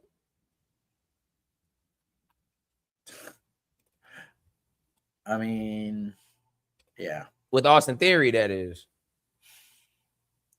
I mean, Seth Rollins at this point is a Hall of Famer. The Shield got him in the Hall of Fame. More than likely, Austin Theory is part of the Vision. As of last night, it has not been made official yet. Because you got 8 weeks of television. Paul Heyman swears up and down that the Masked Man has nothing to do with the Vision. All he said was, if he's going to keep our vision in mind, then I'm not going to stop him. Or he said something along that line. Well, that sucks. You get to go be a WWE champion, and I get to just have a catchphrase. Damn. Yeah, I never thought about it that way, but hey, I mean, we've been friends for a long ass time, so. Oh yeah, facts. I mean, shit, I could kind of see where he's going with that, but all Paul Heyman kept saying last night was, if he's gonna help, then I welcome it. If he's gonna, he said something that had something to do with the Vision. He said, if he's following the Vision, then more power to him, or something like that. Paul Heyman, and the thing is, even when he revealed himself, like, Paul had no reaction to it. Paul didn't smile or nothing like that. Like, "Ha, we got you." There was literally no reaction whatsoever. So we don't know for sure if Austin Theory is in the Vision. I mean, I'm pretty sure he will be eventually, but that would be a nice twist if he was actually working with Seth Rollins to destroy the Vision. But at the same time, you do have to think of what is the end game with Austin Theory if he does do that. And at this moment, I can't give you an answer. Because Seth, even though he's a visionary, a revolutionary, he's Seth freaking Rollins. He's still the architect. And he's made of glass. Yeah, that's why he'll never be the guy. Never will. Yeah. His whole character is being a visionary. True. Yes. And he is an architect. Now, if we're gonna go that way with Austin Theory, it has to end with Austin Theory propelling into the main event. But how do you do that? Because the main event is going to be Braun Breaker. It is, and I'm sorry, I couldn't even book that on 2K25 for Austin Theory to beat Braun Breaker and make it believable. Sort of like smiling and tapping out, huh? Yeah, too. Now, God damn, that was a good one. And as far as the Nikki Stephanie Raquel. Raquel. Man, bro, it sucks saying Nikki's got to do something to stay relevant, I guess. it sucks saying that Bearded was right. I think he was right. He was right about a lot of metal, no bullshit. I think they got to do something with Austin. It just has to be catchy and make sense. Time is ticking. They're running out of time. Austin Theory is only 25 years old. By the way, we got 10 people in here again. Austin Theory is only 25 or 26 years old, so there's still a little bit of time to do something with him because he's 28. Okay, well, August 2nd, 1997. Well, fuck me then. I thought he was younger, but anyway, I have actually said that Austin Theory could be part of the future of WWE. But they would definitely have to do something with him that is not so damn boring. And I'm sorry, him and Grayson Waller were pretty damn boring. I mean, they were entertaining at times. They had their moments, but you know, what's it like? A fart in church? Yeah, it went over like a fart in church. Yeah. Yes, exactly, Trent. They are wasting this kid's prime. The sad part is, and this is the conundrum a lot of WWE wrestlers find themselves in. At this point in life, you stuck because jumping over to AEW ain't the answer. If you're not the Young Bucks, Moxley, MJF to a degree, Omega, Okada. Even Moxley is taking L's over there. Well, he's been the guy. You got to come down the mountain. If you went up the mountain, you got to come down the mountain. Apparently, they've also taking some of what's her name's titles. Yeah, because you went up the mountain, you gotta come down the mountain. That's just how it is.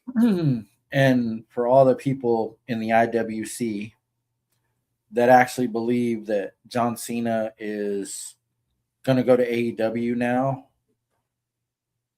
he signed a 5-year ambassador contract with WWE. Just because he's not an in-ring performer anymore, he's probably still going to be on TV in some capacity. I pray to God that everybody that's in our comment section that frequents this channel on every Tuesday, 4 p.m. Central, 5 p.m. Eastern on the YouTube. Yeah. I would like to think that everybody that frequents this channel uses their brain in some capacity. And if anybody thought that this man was going, if anybody thought that John Anthony Phoenix Cena was gonna go to All Elite Wrestling, you need your fucking head examined. There's a lot of people that said it, but I'm definitely keep those people far away from this channel. That's right, because you Absolutely. Have no brains whatsoever. Yeah, I mean, disrespectfully, the rumors just like literally started right after, right after that match. All of a sudden, here's the graphics. John Cena is All Elite and this and that. It's like, God. But man, if there's ever a time to coin the phrase a WWE lifer, it'll be with John Cena. It is John Cena. And he's, like I said, he has signed a 5-year ambassador contract with WWE. So he will still be around. Hell, there's a rumor that he might replace Nick Aldis as the general manager on SmackDown. So, cause they've been indulging in them Scooby snacks a little too deep. Just a little bit. Nah, John Cena ain't going nowhere. I mean, like seriously, that man can hardly even move in the ring at 48 years old. And it's crazy. I'm 48, and he moves better than I do.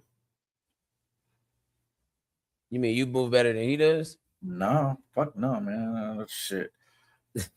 That man moves pretty damn good for 48, but He didn't look very. Yeah, I don't know, but oh my god, Mike, Right? Gooby snack wear.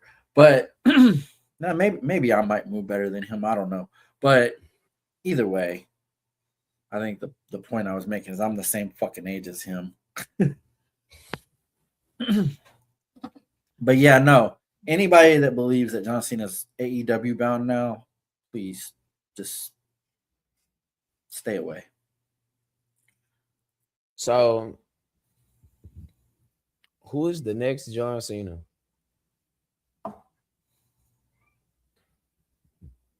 Who is gonna step up and grab that brass ring? There won't ever be another John Cena. There won't ever be another John Cena.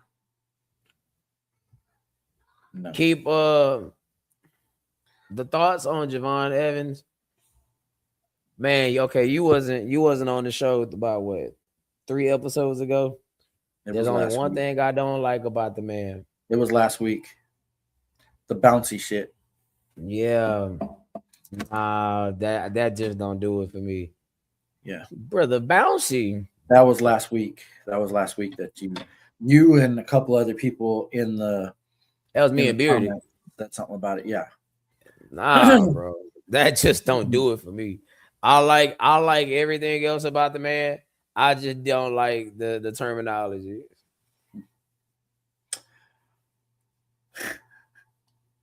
Yeah.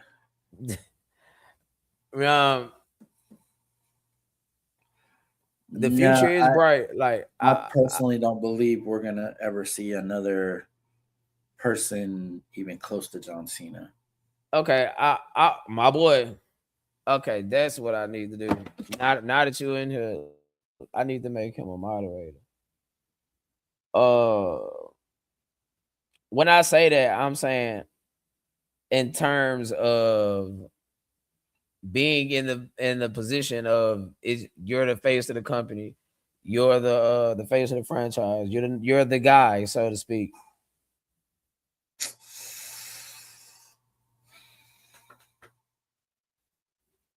Right now, that distinction kind of belongs to Cody. And what direction are we trending with that?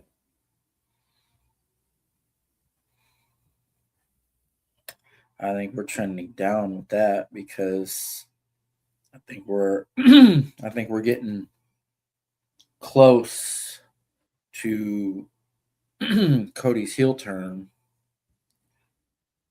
and I think we're probably going to be a couple of years, maybe 3 years, without Cody having that title, because I think it's time for him to move on to something else. I don't think we rocking, brother. Cody is I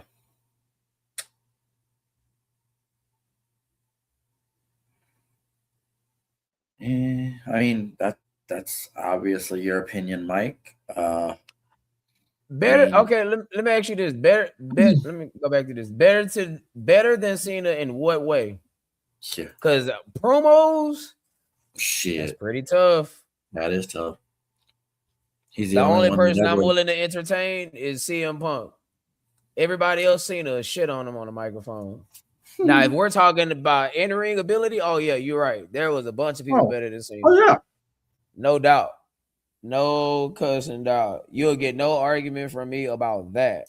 Mr. Five moves of doom. I mean, I'm interested to know. Damn, Bearded told me how to do this. And I forgot just that quick. That's crazy.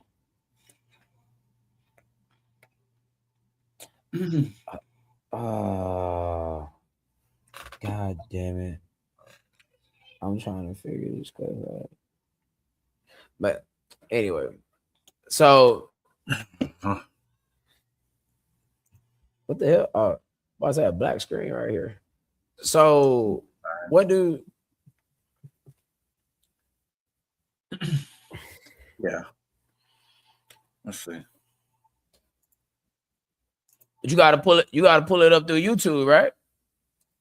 Oh, I don't know. Oh no, I was talking to Bearded. Okay. Man, John Cena is the only person that ever. I don't even know if I hang on. We'll probably have one here pretty soon. Actually, my boy Mike said he's gonna make us a holiday logo, so probably be for next week's show. Um, John Cena is the only person that I've ever seen, pun intended, uh,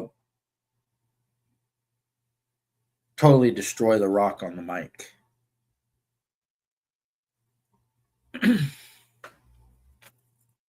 Shit, So probably he did. he's the only one I've ever seen to destroy Dwayne Johnson on the mic. No one else has ever done that.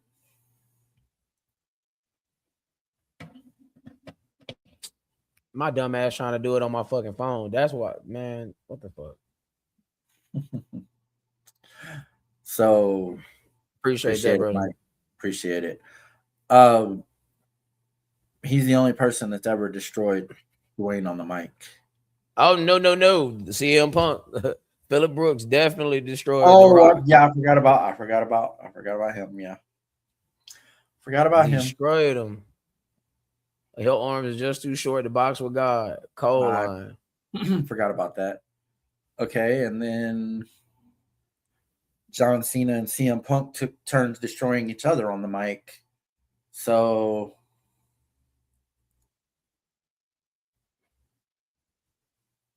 I Oh, we got a new subscriber. Very nice. I don't necessarily know that wasn't just that, Trent. He absolutely destroyed him that night. It wasn't just the notes on the wrist. He absolutely destroyed him on the mic that night. Because he brought back the doctor of thugonomics that night.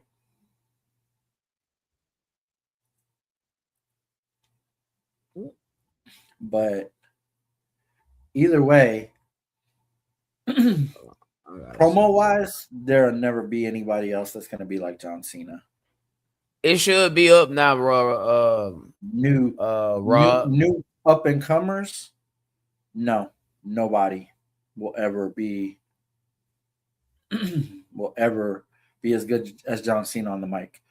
Wrestling wise, there's a long list of people that are better than John Cena in the ring. So, and we got 11 people in here, y'all. There you go, Rob. You should be a moderator now. Punk as well. Luis, what's going on? Hey, make sure y'all like, share, and subscribe. Man, I'm seeing some new people up in here. Yeah, I'm seeing some new names. Well, that's a lot though. That's a lot though. That Mike. is a lot. Like that is a lot actually. You can you can suck in the ring, but if you have really good skills on the mic, it makes up for your shortcomings in the ring. Now, okay, let me ask you this, Mike. If you had to choose, and there's no right or wrong answer, it's your personal opinion. Would you rather have wrestler A, who's average to below average on the mic, but he's great in the ring, or would you like a Dolph Ziggler? Matter of fact, very nice. Dolph Ziggler, not good on the mic. I mean, I'd say he's average, right? But he's great in the ring. That's beyond a shadow of a doubt. AJ Styles, great in the ring, arguably an all-time great. Terrible on a terrible promo. Or would you rather be The Rock? Great on the microphone, but average to mediocre in the ring. Would you rather be, or it's another wrestler I'm thinking of right now. It's another wrestler I'm thinking of. Mick Foley actually was a great promo, but I would say he's pretty average in the ring. That's just me personally. So yeah, smack that like button. Talk your shit, bro. I do think that there might be a little bit of truth to that right there. Well, Brian Gewirtz is the one that was writing his promos. Yeah, it's Like true. that much cannot be overstated. The Brock promos was I mean, some of his stuff was ad lib, but a good majority of it was written for him by Brian Gewirtz. He loved Brian Gewirtz so much. Whenever he started $7 production, Brian Gewirtz went to go work for him. True. Finally, The Rock has come back to Walmart Well, on okay. You said 290. This motherfucker said Walmart. Oh no, Trent know what that is. 2257, Yeah, baby. yeah, 2257, man. We all know it. Yeah. Okay. Jeez, you're like, would you rather have a great match or promo? I mean, you want to have a good match, but if you are mediocre in the ring, then you want to be able to make up for it by being a good promo. Otherwise, you're gonna suck at every aspect. I'm gonna tell you this right now. I say great promo talk Mhm. because more often than not, when you go back and look at the great moments in wrestling, it's rarely you're gonna go back and go look at a match. You're gonna go look at a segment. Like it may be an exchange, it may be a catchphrase, it may be the action in said segment, but and that's not to say that you don't. I'm not saying that you don't go back and go watch great matches like Taker and Sean or Brett and Austin or Brock Savage and and Kurt Steamboat. or Savage and Steamboat or Rick and Steamboat, whatever, right? But more often than not, you're gonna go look at a promo or a segment. Mhm. Hell, last week we was laughing for 30 minutes about a segment. Oh God! Please don't get him started again. Now I ain't think my boy in here. He was in here at first. He was in here. I think he's still in here. I'm not mad at that, bearded. I'm not mad at that at Oh all. man, we found every possible way there is to eat glass. Nigga say glass sandwich, extra Yeah. shards. He said he grinded that shit up and made a glass milkshake. Oh boy, No, that's crazy. I'm gonna tell So you, man. So no, I think I would rather be a better promo than in the ring because there's a good chance. Oh, shit. he's a great promo. He's a great And promo. the crazy thing is, you gotta go watch him in ECW. When the Oh my Heat they god. used to get, man, this man told the lady in the crowd with a mouth like that, I bet you taught your daughter how to Yep. Yep. Mm-hmm. fill in the blanks. You know what I'm saying? that is some heat. I'll fill in the first two words of that. Suck a and yeah. Popsicle. Yeah. I mean some of his promos in ECW were just amazing. And they Like, strapped him with the stuttering when he came in. oh man. And it was crazy when he did that, he did the whole stuttering thing. What ended up stopping his stuttering was when he got thrown into an electrical box in a match, and all of a sudden he didn't stutter anymore after that. Because I remember when The Rock destroyed him on the mic when he did that. Where the it doesn't matter. Man, Yeah, I remember that. But he used to sit there and stutter, and Devon would smack him in the head, and he would get his thought. But no, Bubba was a hell of a promo. give me 1 second, y'all. I gotta Yep. put us in like a 30-second commercial. Give Commercial? me 1 second. Give me 1 second. Hold on. Hold Is on. that a commercial? Yeah, a commercial. We have commercials on this show? Yeah. Commercial, aka leaving me by myself.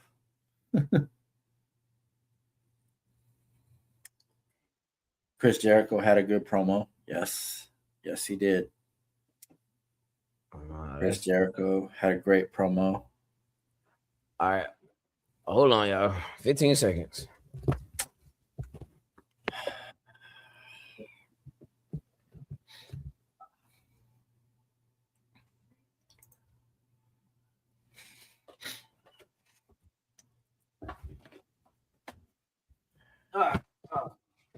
Hell, Jericho went toe to toe with Rock his first night on Raw. Had to get a little commercial there, y'all. They say he is. They mm, hold on. Let me pull this comment. They say he is, but nothing's confirmed. If he is, he'll be at the Royal Rumble because he would not be able to compete in WWE until at least January. No, my bad. That's all good shit. You let me sit here and munch. But uh Jericho coming back to WWE. I mean, If he's not ready to retire, he should not. You should sign another 1 year deal with AEW until you're ready to retire. Because over here, retirement. There's nothing the WWE can gain by him having a sustained run at this point in life. nothing. Nope. Now, who And Jericho should go Jericho, out to? he did post the countdown on Twitter, but that, I mean, that could be anything. But like I said, due to the no compete, the rumor is he was released in October, or he got out of his contract, or he was done with AEW in October, which means he would not be able to show up. Or was it November, December? That's not how No, that works. The only way I he'll don't be know. the only way he'll be under no compete is if he get fired. If the contract is up, the contract is up. Like you can show up on Raw the next night if your contract is up. I think they released him, but nothing's ever been confirmed. But if he's coming back, it's going to be at the Royal Rumble. It's not going to be any time before the Royal Rumble. But like he said, unless he's ready to retire, he might as well just stay with AEW That was what, bro. because And you know, you're not going to get anything significant over here. choke him out, put him down. To be honest, he's not really doing much over there either. And his end should be choke him out, put him down. Gunther, the retirement general. That's a hell of a gimmick, man. Rumored to be the one to put Brock down at SummerSlam. It's the only thing that makes sense. There's nobody you built up in a legitimate. There's nobody you built up in a legitimate capacity to where they could legitimately retire Brock Lesnar. Now it can be over for me. Why not? But why? Oh no, hell no! Close that chapter, leave it closed. We've been there, done that. That is done. I mean, one final time wouldn't hurt, but I mean, that is done. It don't get no better than SummerSlam when we got Cowboy Brock. The man came to the ring with a tractor. It gets, which Roman Reigns effortlessly caught that microphone, which is pretty thorough, by the way. But yeah, it gets it choke him out, put Put him down. him down. That's it. That's all we need here. Thank you for coming. Please and thank you. So I mean, we got AJ on his way out, and it looks like they're teasing Gunther and AJ. mhm. So there could be the yeah. Lesnar definitely not done. I mean, have you seen how big that? I mean, he's definitely on the fucking juice. I'll tell you that. There's no doubt that he's not on the juice, but because he's a part timer, he doesn't get the test that full timers get. But I think Lesnar's good enough to last until SummerSlam, and then you have Gunther or hell even Obi. Obi would be or Oba would be a good one to be the one to put him down. That'd be the ultimate rub, but no, I think it's gonna be Gunther. Um oh he has.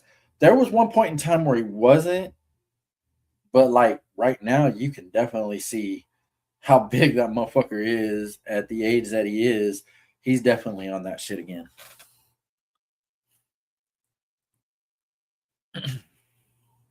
Now I I don't I look. I don't want that for Oba because we already got somebody doing that type of gimmick, and that's Gunther. Yeah.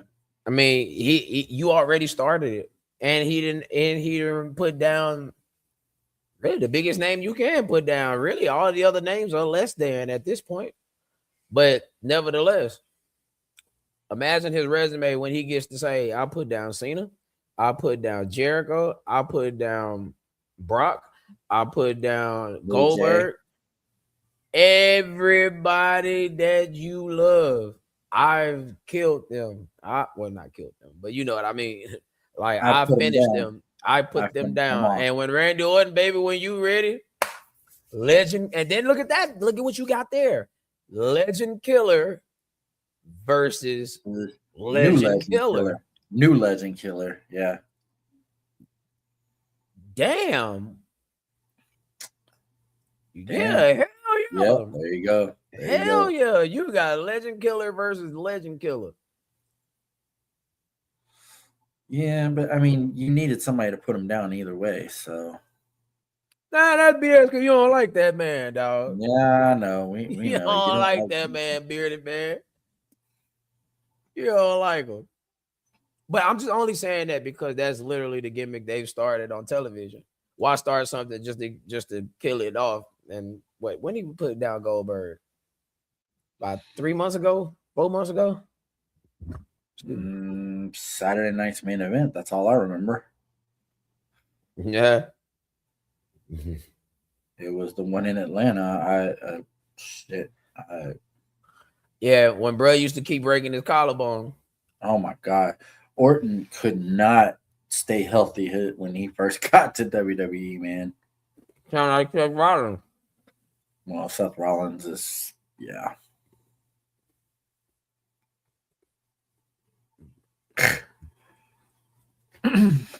They don't pay me enough we'd to make deal with too that much. headache. We'd make too much sense for them to take us serious. I, I mean, That's I the point of agree with talking that. about putting them down. I agree with that. I agree with that 100%. Who the fuck is texting? No, that's bullshit. Okay. Um, but I mean, okay, in the worst case scenario, no, never mind. I don't want to say that. I don't want to say that. Never mind. Just don't even. No, I don't want to say that because I don't want to jinx anything. Um, no, I think Gunther is definitely a good candidate for the retirement retirement general, whatever you want to call him, retirement specialist. mean, whatever you want That to call him. that's his new gimmick. It He's put is. down all your heroes. Mm-hmm. Put them down. I don't know, Goldberg. And it continues what they started, bro. He's the real final boss. He's the be all end all. And he is, rather Bearded likes him or not, he is the most legitimate person you have on your roster that's not Brock Lesnar.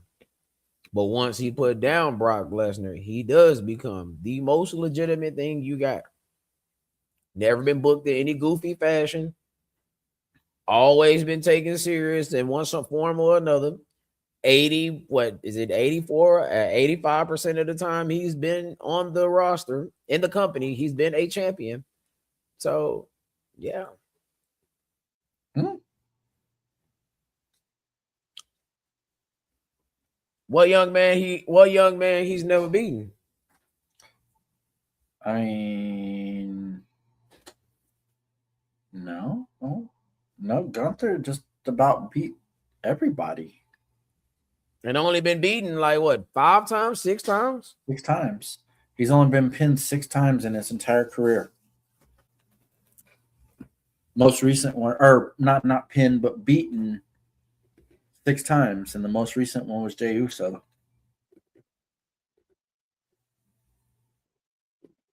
And what move? What move did Jey Uso use to beat Gunther? His own move, the sleeper, that he probably won't be able to use no more because of John Cena. Well, I know. I just wanted to hear it again. Chokehold. Whatever it is. He probably won't ever be able to use it again because, like you said, you can't take the move serious now. When you had somebody who literally smiled while he was in it and then tapped out.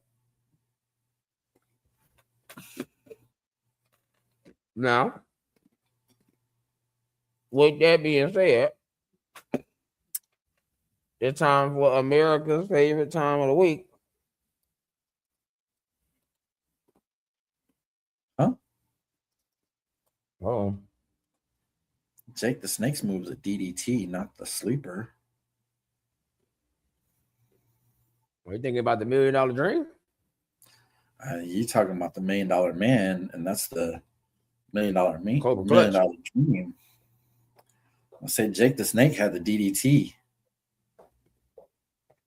and nobody got up from that except for the Undertaker. And of course, that was by design. Mm-hmm. Now, question of the week. Ah, shit. We need a soundbite for that. We need a soundbite or something for that. What's some? We'll figure it out though. In the beginning, Undertaker was unstoppable. I don't remember Jake ever doing it. Jake No. didn't do the sleeper, brother. If he did, it was just a transitional move. But his move Yeah, always was the DDT. Yeah, Undertaker was unstoppable when he first came in.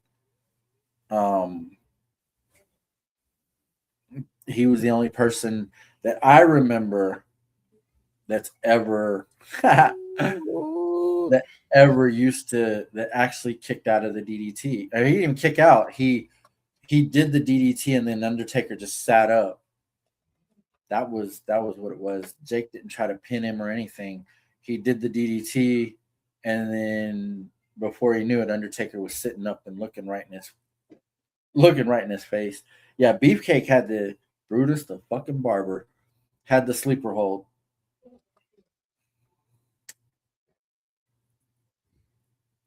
All right, what's your question of the week, brother?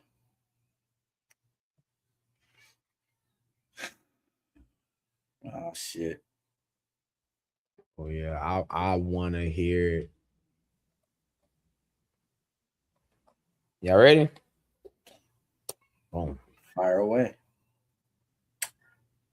The Ultimate Warrior, 1989 to 1992, or current version of Jey Uso, meaning From the moment he started yeeting up until he lost to Gunther, when he lost to who beat him for the World Heavyweight Championship? Gunther.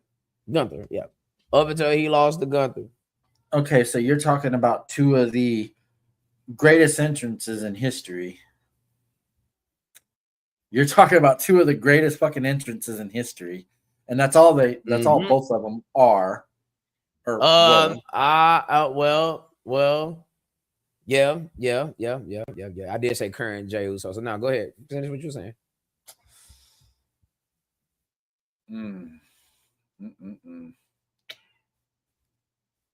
Oh, I can't wait to see the discourse on this. Boy.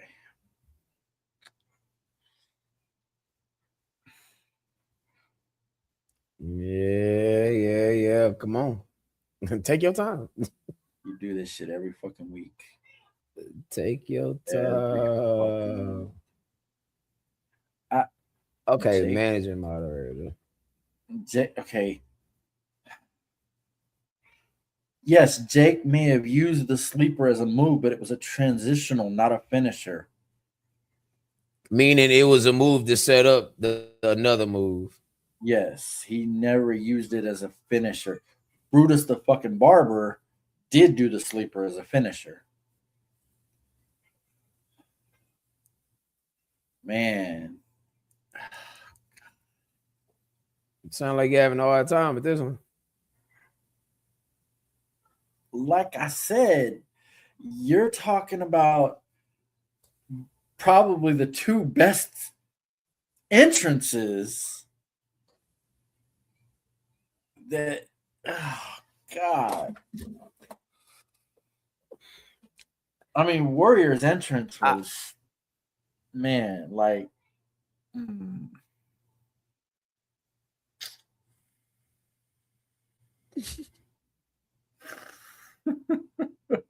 Come on, man. I'm,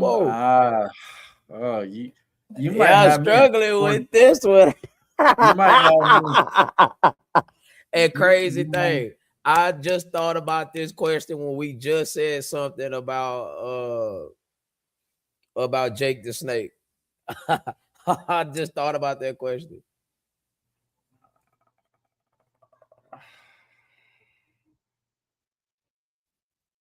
Hey, quick question.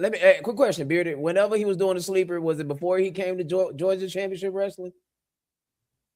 Because I want to say he started here in Texas, if I ain't mistaken. But I know he went to Georgia Championship Wrestling before he went to Jim Crockett Promotions, before he came to the WWF. But before he went to Mid-South, I'm sorry. Before he went to Mid-South, then he came to the WWF. But continue. Okay, Warrior. Let's look at the resume for a second. Now, I want you to think about something here now. As popular as Warrior was when y'all were teenagers, kids, that's how popular Jey Uso is right now. I want you to remember that. Don't discount that. I'm not discounting anything. I'm looking at the resumes, honestly, is what I'm looking at. Both Intercontinental Champion. Both Intercontinental Champion. Both were World Champions. Both won the World Championship at WrestleMania. Warrior held it longer. That don't mean it was a better run. No. And he only held it longer because they were doing fewer pay-per-views back then. Back then, it was only SummerSlam, Survivor Series, WrestleMania, Royal Rumble. In Your House wasn't a thing until 1995. The Classic Four. Actually, it was the Classic Five. King of the Ring was part of that. That's fair then. I that's fair. I concede to your point about Jake the Snake then. No, I definitely concede to that point. But most of us that watched him only in WWF or in Georgia, that's why I said, or in Georgia Championship Wrestling. I don't think when he was really doing the DDT. I don't think I ever watched Georgia Championship, but I mean, either way, I always remember him DDT. No, motherfucker, get back here. Get back I here. know we're here. We're here, Get back here. man. I like to see you struggle on these questions, boy. Go on, smile and tap. Go ahead. Now you gotta smile with it.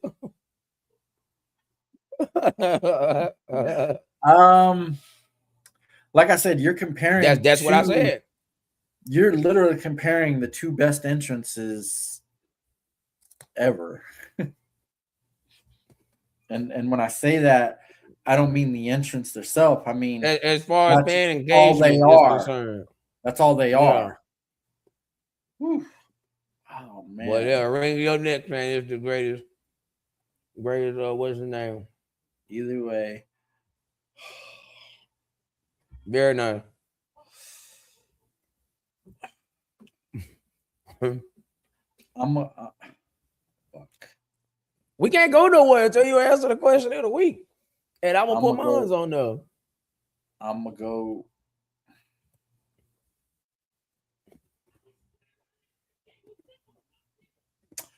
I'm gonna go with Jey Uso. Now, why do you pick Jey Uso?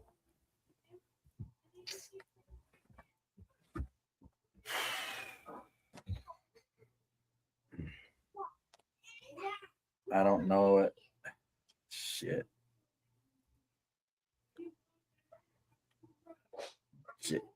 Oh shit, my bad. I didn't mean to post that back up there.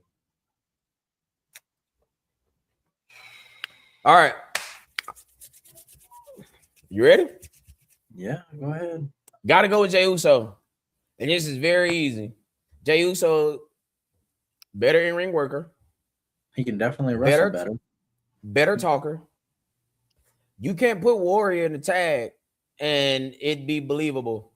Or okay, let me not say believable. You can't put Warrior in a tag to mask his shortcomings in the ring. I mean, his shortcomings is what it is. It's no different than putting the Great Khali in a tag match. It's no different than putting Hercules Hernandez in a tag match.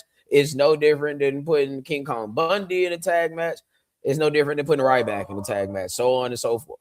But Jey Uso, he came from tag team. Hell, he's arguably he's a part of one of the greatest tag teams of all time. So we can't take, as much as we don't like Jey Uso's presentation, we can't knock him in that area. Now, he's definitely better in the ring now than Warrior ever was. And then Warrior's entrance lasts about 30, 40 seconds, and that's it. It's just him running to the ring and shaking the ropes. Now, I'm not downplaying how important or how much of an impact that was in the 80s. I'm not turning that. He's one of the ones that made entrance music what it is today. I get it when you hear that dum dum dum dum dum dum dum dum. Yeah, I know. It's the cocaine get the flowing through your body, the destrucity or whatever the fuck he used to say. Just remember, it's flowing. I always remember the beginning of the self-destruction of the Ultimate Warrior DVD. You have Chris Jericho talking about the Warrior, and he says, "You hear that entrance music, da da da da da da da da da da," and then he charges down to the ring, and he's shaking the ropes, and then it's it. And as Bruce Pritchard says, but then the bell rings. Yeah. Like, well, no, when I ask these questions, I'm saying in their totality, would you take this or this? He's not wrong at all. Yeah, I didn't think y'all caught that one. I slipped that one. He's not wrong at all. And it's funny, I have a meme that pops up on my feed every once in a while. Next time I have it, I'll send it to you. But it was the Ultimate Warrior said, "Winners don't do drugs." Bro. Oh shit! No, that was great actually. I didn't even know y'all was gonna catch that one. Oh, but now when I ask these questions, I'm literally asking in this totality, would you take this or that? And the reason why I have to narrow down the time frame for, because there's different versions of the Warrior. So I Okay. just took his most popular version versus the most popular version of Jey Uso. But I mean, easily Jey Uso is a better worker in the ring, has a better in ring performance than I the said Warrior. arguably. Well, not Yeah, you. I said arguably the greatest, one of the greatest tag teams ever. absolutely. Arguably. Like you said, you could not. Sorry, you could not put Warrior in a tag team and make it believable. Well, not necessarily believable, but mask his shortcomings in the ring. Yes, exactly. I mean, his shortcomings are what they are. Warrior was only as good as he was booked. And I think he got booked. I think he got the rocket, and that rocket stayed on him a little too long. But at the same time, He well, was no, that over. you kind of heard the stories about Jay showing up impaired and whatnot. I mean, Warrior had his backstage shit where he was holding up Vince McMahon for money, and he wasn't very likable backstage. But I've also heard Jey Uso coming to shows impaired, not all there. I mean, so they both had that problem. But and Not true. also at the same time, you also have to remember Warrior said he never really wanted to be a wrestler. He just knew that he could make a lot of money doing it. So, you know, he decided to do it. And so did Ted DiBiase Jr. And he sucks. Yeah, I agree. But I mean, Jay didn't just come from a wrestling family. Jay came from D. the wrestling family. There's a I major did it. difference. I did it for The Rock. But I get your point though, Black. Yeah. I get your point. Yeah, no, Jay Uso definitely. All right, we're all in agreement. Jey Yeah. Uso. I Okay, I well, man, mean, fuck it. I got. Go ahead, bro. Go ahead. I was just gonna say, I mean, when you really think about the whole body of work, then it's Jay Uso way by a mile, honestly. And I mean, I don't know about that, but either way, Jay Jay came from the wrestling He's family. not. No, He that's a fact. That is a fact. The Rock's the Rock mom was married into their family. hmm, That is a fact. well, either way, he's And married into I it. forgot what they said. Like Just like the Trinity's married into it. my wait is Peter Maivia and somebody I forgot who it was. They wasn't related. They just took a blood oath or something. Man, hold on. I'm gonna want to look that up now. I'm gonna go ahead and look it up. Uh, Nah, but when you look at the whole resume, the whole body of work, now Jey Uso is head and shoulders better than Warrior.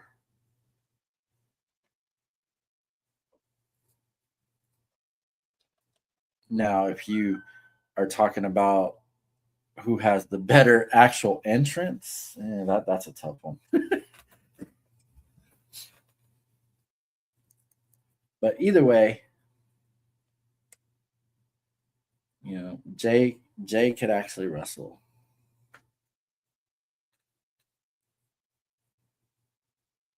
there you go. Peter Maivia, also known as the High Chief, was a prominent figure in the in professional wrestling, particularly known for his blood oath with the Anoa'i family. He was the grandfather of Dwayne Johnson. So really, Peter Maivia, the grandfather of The Rock, is not technically an Anoa'i. He just took a blood oath with the family. No different than you and one of your boys taking the blood oath with the family and being locked in. And part of the Anoa'i family he was the grandfather of Dwayne The Rock Johnson, and part of the Anoa'i family through a blood brother pact. This pact symbolized their bond and created a brotherly connection, which is significant, which is a significant aspect of the Anoa'i's family legacy in wrestling. Interesting. I wanted to be very specific. So, because I knew it had, I said it wrong and said his grandmother, it was his grandfather. Yeah. So, I wanted to be correct on that. I don't want to, you don't want to destroy your credibility on here. Right. Well, since we're having fun with this and we still got 6 people in here, y'all want another question? Because I sure got one for that ass again. No bullshit. Y'all gonna make me go get my Scooby snacks. WWE pay-per-views, 2002 or 2000? Which one do you like and why? Now, I want y'all to think about something before you jump and just make your answer choice. I'm gonna put this question. I hate that this shit is up there only. Hold on, let me adjust it. I hate that update. That's pretty trash.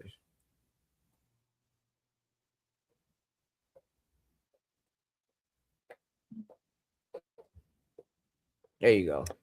Trying to think. WWE pay-per-views, 2002 or 2000? I'm trying to think what happened in 2000.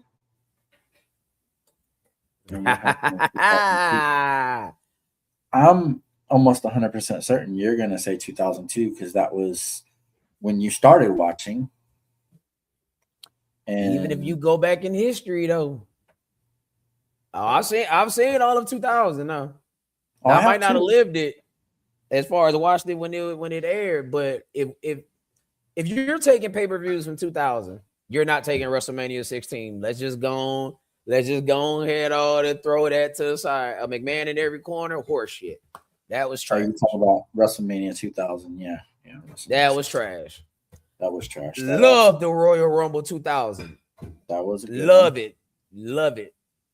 No Way Out 2000, I could do without. You only care about Cactus Jack and Triple H. Mm-hmm. Backlash 2000, I'll give you that one too, because no lie, the most underrated match on Backlash 2000 is Scotty 2 Hotty and Dean Malenko. That was a great match, and I implore anybody in the group chat, if you love that time period, go out of your way to go watch that match. Again, Dean Malenko and Scotty 2 Hotty. The finish was crazy. Survivor Series 2000. I'll give you that. But when you start thinking about 2002, though, that's where you had John Cena, Brock Lesnar. Well, Cena wasn't a thing until 2003. We didn't care about Cena in 2002. Yeah, now Brock was a thing, definitely. I'll give you Brock. Thing. Didn't he win the championship in 2002? SummerSlam. 2003? Yeah, 2002. Fact. Hulk Hogan came back in 2002. Yes, he did. Well, fuck. Just based on those two, I think I would go 2002. Now, all right, let's do it like this. Because I mean, I'm gonna go pay-per-view. I'm gonna go pay-per-view, and we're gonna match them up next to each other and see which one you take. Go for it. This for y'all in the comments too, man. Y'all come on, man. We in here. I gave an extra question of the week, and this is a fire ass question. It is a fire ass question. You should have saved this one for next week. Nah, man. Giving it away for free, brother. Nah, we got to push over that 230 mark. Now I knew for sure we're going to get over 230. All right. So we've had too many people in here to just quit now. That's why I wanted to do another question. So, 2 things could be true.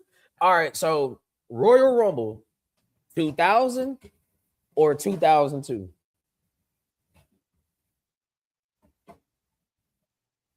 I'm going to take the Royal Rumble 2000 personally. Yeah. I'm going to take the Royal Rumble 2000. I'll give you that one. All right. So we got one for 2002. I mean for 2000. I mean, Mm-hmm. No Way Out 2002 or No Way Out 2000. No Way Out 2002 was the NWO. Yep. You I had mean, Taker. You had Taker and Rock. you literally had the initials NWO. You had the return of the NWO. You had Had the Austin return and of the Jericho. You NWO. had Austin. Taker and Rock. Ah, shit. No Way Out I 2002. I forgot who RVD fought that night, but I know he was on the card. Either way. But yeah, I got No Way Out 2002. So we're 1-1. Mm-hmm. All right. I got 2002. You got 2000. Or vice versa. I'll take 2000. You got 2002. Okay, so we're 1-1. Backlash. No, WrestleMania. Oh, Well, no, we're no, skipping over WrestleMania. We're we're WrestleMania skipping 18. over WrestleMania because WrestleMania 2000 WrestleMania 18. was an absolute piece of shit. Hogan Rock alone. WrestleMania 18. I mean, okay. Yeah, that would. Okay, so boom. And ironically, Triple H is in both of these main events. Ain't that a bitch? Mm-hmm. Backlash, right? So now we have Backlash. Backlash 2000 or Backlash 2002. Last WWF pay-per-view. Hogan winning at Backlash. As popular as he was. What happened in Backlash 2000? This was Rock, Triple H. This is when Austin came back and smacked Vince in the head with the chair when he had that monster pop walking. Oh yeah, his first appearance after he got ran over by a car. When he blew up the DX Express on SmackDown. Oh yeah. Okay. I gotta go with Backlash 2000. Yeah, 2000. Yeah, I mean, Hogan winning, that was a nostalgia pop. Mm-hmm. All right, okay. So we're 2-1. Judgment Day 2000 or Judgment Day 2002? I'm going Judgment Day 2000. Hogan and Taker was a dud. Oh, at Judgment Day 2002? Yeah, it was. Cena's pay-per-view debut, by the way, against Jericho. Yeah. The first pay-per-view under the WWE umbrella. Yeah. Yep, I'm going 2000. What happened Judgment Day 2000? I mean, I remember Triple H, Iron Man. Oh, fuck yeah. That's when Taker came out as the American Badass, wasn't it? Yeah, as the American Badass for the first time, yes. Shawn was the special referee. Mm-hmm. And Triple H who DQ'd The Rock in the end. Yes, because Taker, chokeslam, Triple H. Okay, yeah, I remember that. No, I remember. Okay, yeah, Judgment Day 2000, definitely. All right, so we're the July pay-per-view in 2000 was fully loaded, but the July pay-per-view in 2002 was Vengeance. This is when Triple H came back and reformed D-Generation X with Shawn Michaels. This is when, okay, I lied. Vengeance is John Cena's pay-per-view debut. That's when he faced Jericho.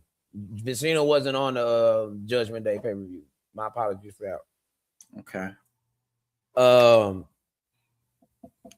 Fully loaded 2000. The main event was Benoit versus The Rock.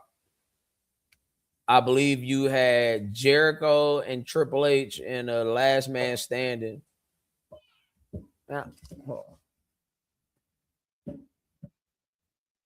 Oh, I'll play it right now.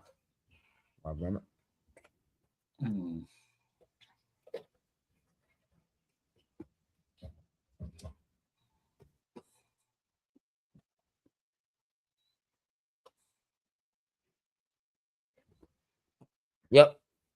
You have Shane McMahon versus Big Show, DX, Road Dogg, and X-Pac versus the Dudley Boys, Chris Benoit versus Jericho in a submission. Christian versus Taka Michinoku for the light heavyweight. Yeah. I said Judgment Day. I'm in Fully Loaded. Wow. Fully Loaded. Yeah.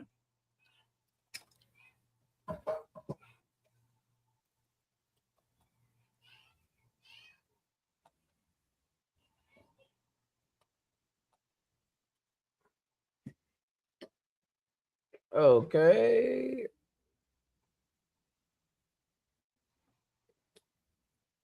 What the fuck? Hold on.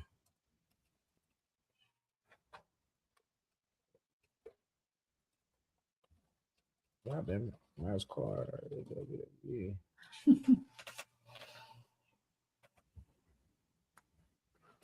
Okay, from Dallas, Texas. You had Team Extreme versus Testin Albert. You had Lita versus Trish Stratus. Oh, it was a 6-man. Matt Hardy, Jeff Hardy, Lita Team Extreme versus TNA. Taz versus Al Snow. Perry Saturn versus Eddie Guerrero, which sounds like it was an underrated match. The APA versus the Edge and Christian. Val Venus versus Rikishi. This is when Rikishi jumped off that top of that cage. Undertaker versus Kurt Angle. Jericho and Triple H in the Last Man Standing. And Benoit versus The Rock in for the WWF title. This is 2002. This is 2000 fully. This is the June pay-per-view of 2000, which was Fully Loaded. Now, Vengeance.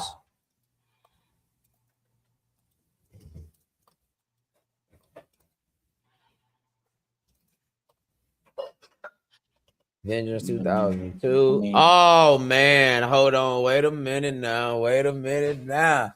I forgot all about this. The main event for Vengeance 2002 was arguably one of the greatest triple threat matches of all time. You had The Rock versus Undertaker versus Kurt Angle. This is when The Rock won back the Undisputed Championship. This is before he lost it to Brock. Right. You had that's Bubba Ray and Spike versus Eddie and Benoit. Jamie Noble versus Billy Kidman. Jeff Hardy versus William Regal. John Cena versus Chris Jericho.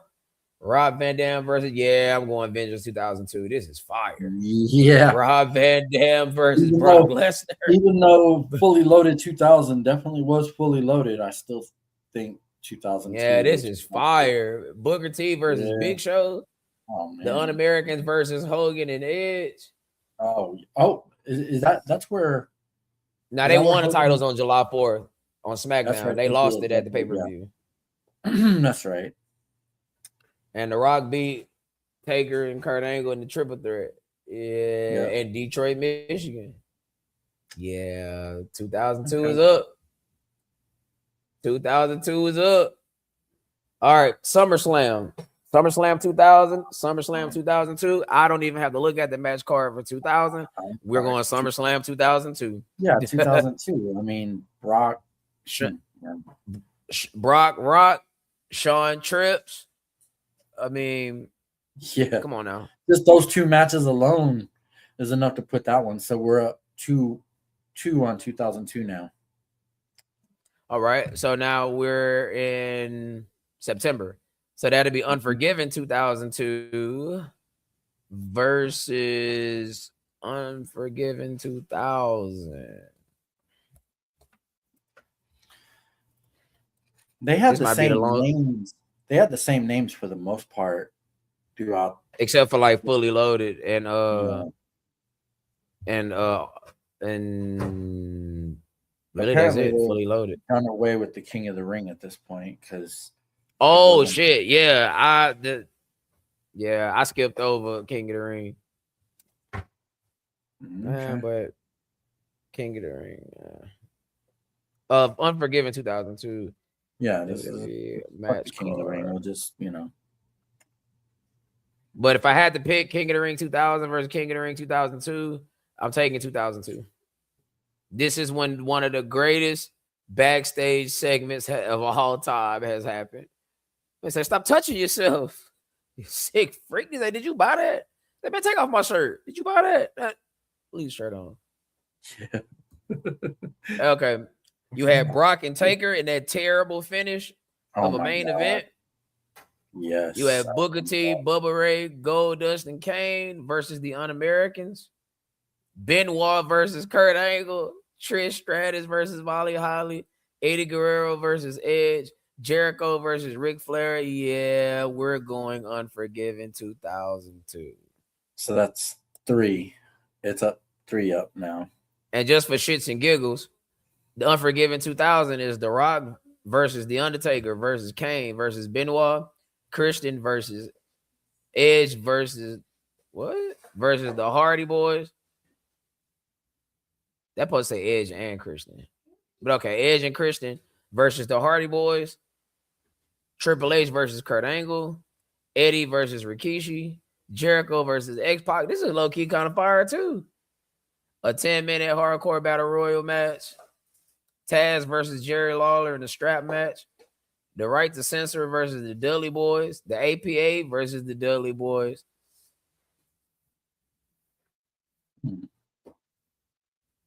I still think 2002 was probably better. Yeah, I think 2002 might have edged this one out. Okay, No Mercy 2000 versus No Mercy 2002. Now that's gonna be tough. We're already 3 up. So October, December. Oh yeah, that's it then. Then 2000 can't catch up. Yeah. Yeah, 2002. 2002 was better than 2001 or 2000. So 2002 was a fire year, man. Well, I mean, you're a little biased because that was your first. I mean, we just went down the list. We did. But either way, I still agree with you. I still agree with you that 2002 was better. I mean, minus a couple shows here and there, like the Royal Rumble in 2000 definitely was better than 2002, and the other so on and so forth. But I mean, you're comparing WrestleMania 18 with WrestleMania 16. I mean, never. There's one match in WrestleMania 18 that buries WrestleMania 16. So 30 feet under. Way under. Yeah, that means you died about 5 times. Yeah. 5 times. That's funny. Either way. All right. So man, I think it's about time we open up the floor to the question. Yes, sir. At this point, we'll take any questions you got. We'll give you about 5 minutes. Yep. If you're still in here with us, which it says you are. Says we got 3 people in here.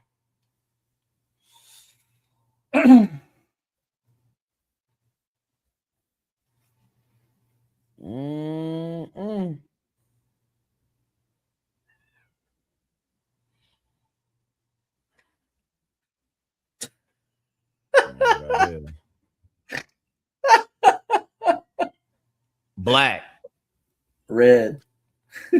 Nah, blue, orange, gray, black, purple. Mine's white. Red.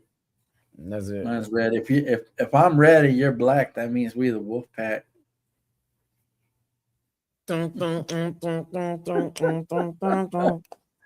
Oh my God, really? Well, goddamn. Pull the plug on the show. Oh, shit, that's funny. I would expect something like that from my wife.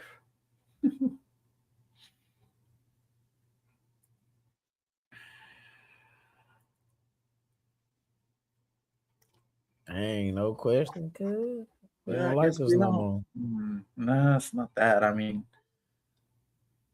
most of the people that are in here is already already tailed it out. So I mean, we did have 11 people in here at one point. Hey, Any engagement is good engagement. that's right. So I mean, we had it hopping at one point with 11 people in here. Oh yeah, we had it I going on. imagine, Wesley already took off. He usually leaves about 7 anyway. There go my boy. All right, man. Yeah, of course he's still in here. Why wouldn't he be? Nah, Bearded knows his shit. I give him his props on that. He definitely knows his shit. Bearded, man. Hey, top first show of the new year. You gotta come up with us. You gotta come up with us. First show of the new year. You talking about the? Are you talking about the? Are you talking about the Punk and Braun Breaker match? Yeah, that should be the 6th. Because my birthday is the 4th, and that's on a Sunday.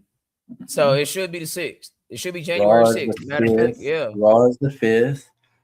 Raw was January 6th last year. It's January 5th this year. Yeah, January 6th. Come on, Bearded. You coming up. You coming up. I think we should have a special guest. Yep. I bet. So. Yep. So it's settled. Yeah, I think we should.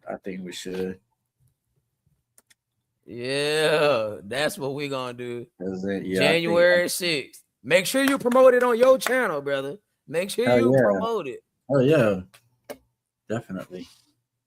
Cause we gonna promote you for sure. Now, with that being said, ladies and gentlemen, boys and girls, children of all ages, STS proudly brings you its Tag Team Champions of the World. I am not the Road Dogg Jesse James. He is not the badass Billy Gunn, and we are not the New Age Outlaws. And if you're not down with that, we got 2 words for you.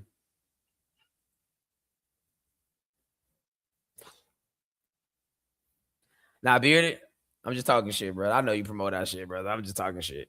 But to those that ain't down with it, fuck off. Well, nah, I ditched the fuck off hat for a couple of weeks because I'm in the holiday spirit. It's coming back January 6th. Oh, it's gonna be the first entry. It's gonna be the first entrant in the STS Royal Rumble. Yeah. All right, well, y'all. Actually, the second entrant, your daughter last week declared already. She said, "Oh my god, number 1." Dude. That was crazy. Yes, that was crazy, boy. She wasn't letting up. Yes, sir. But with that being said, we out, y'all. Peace out.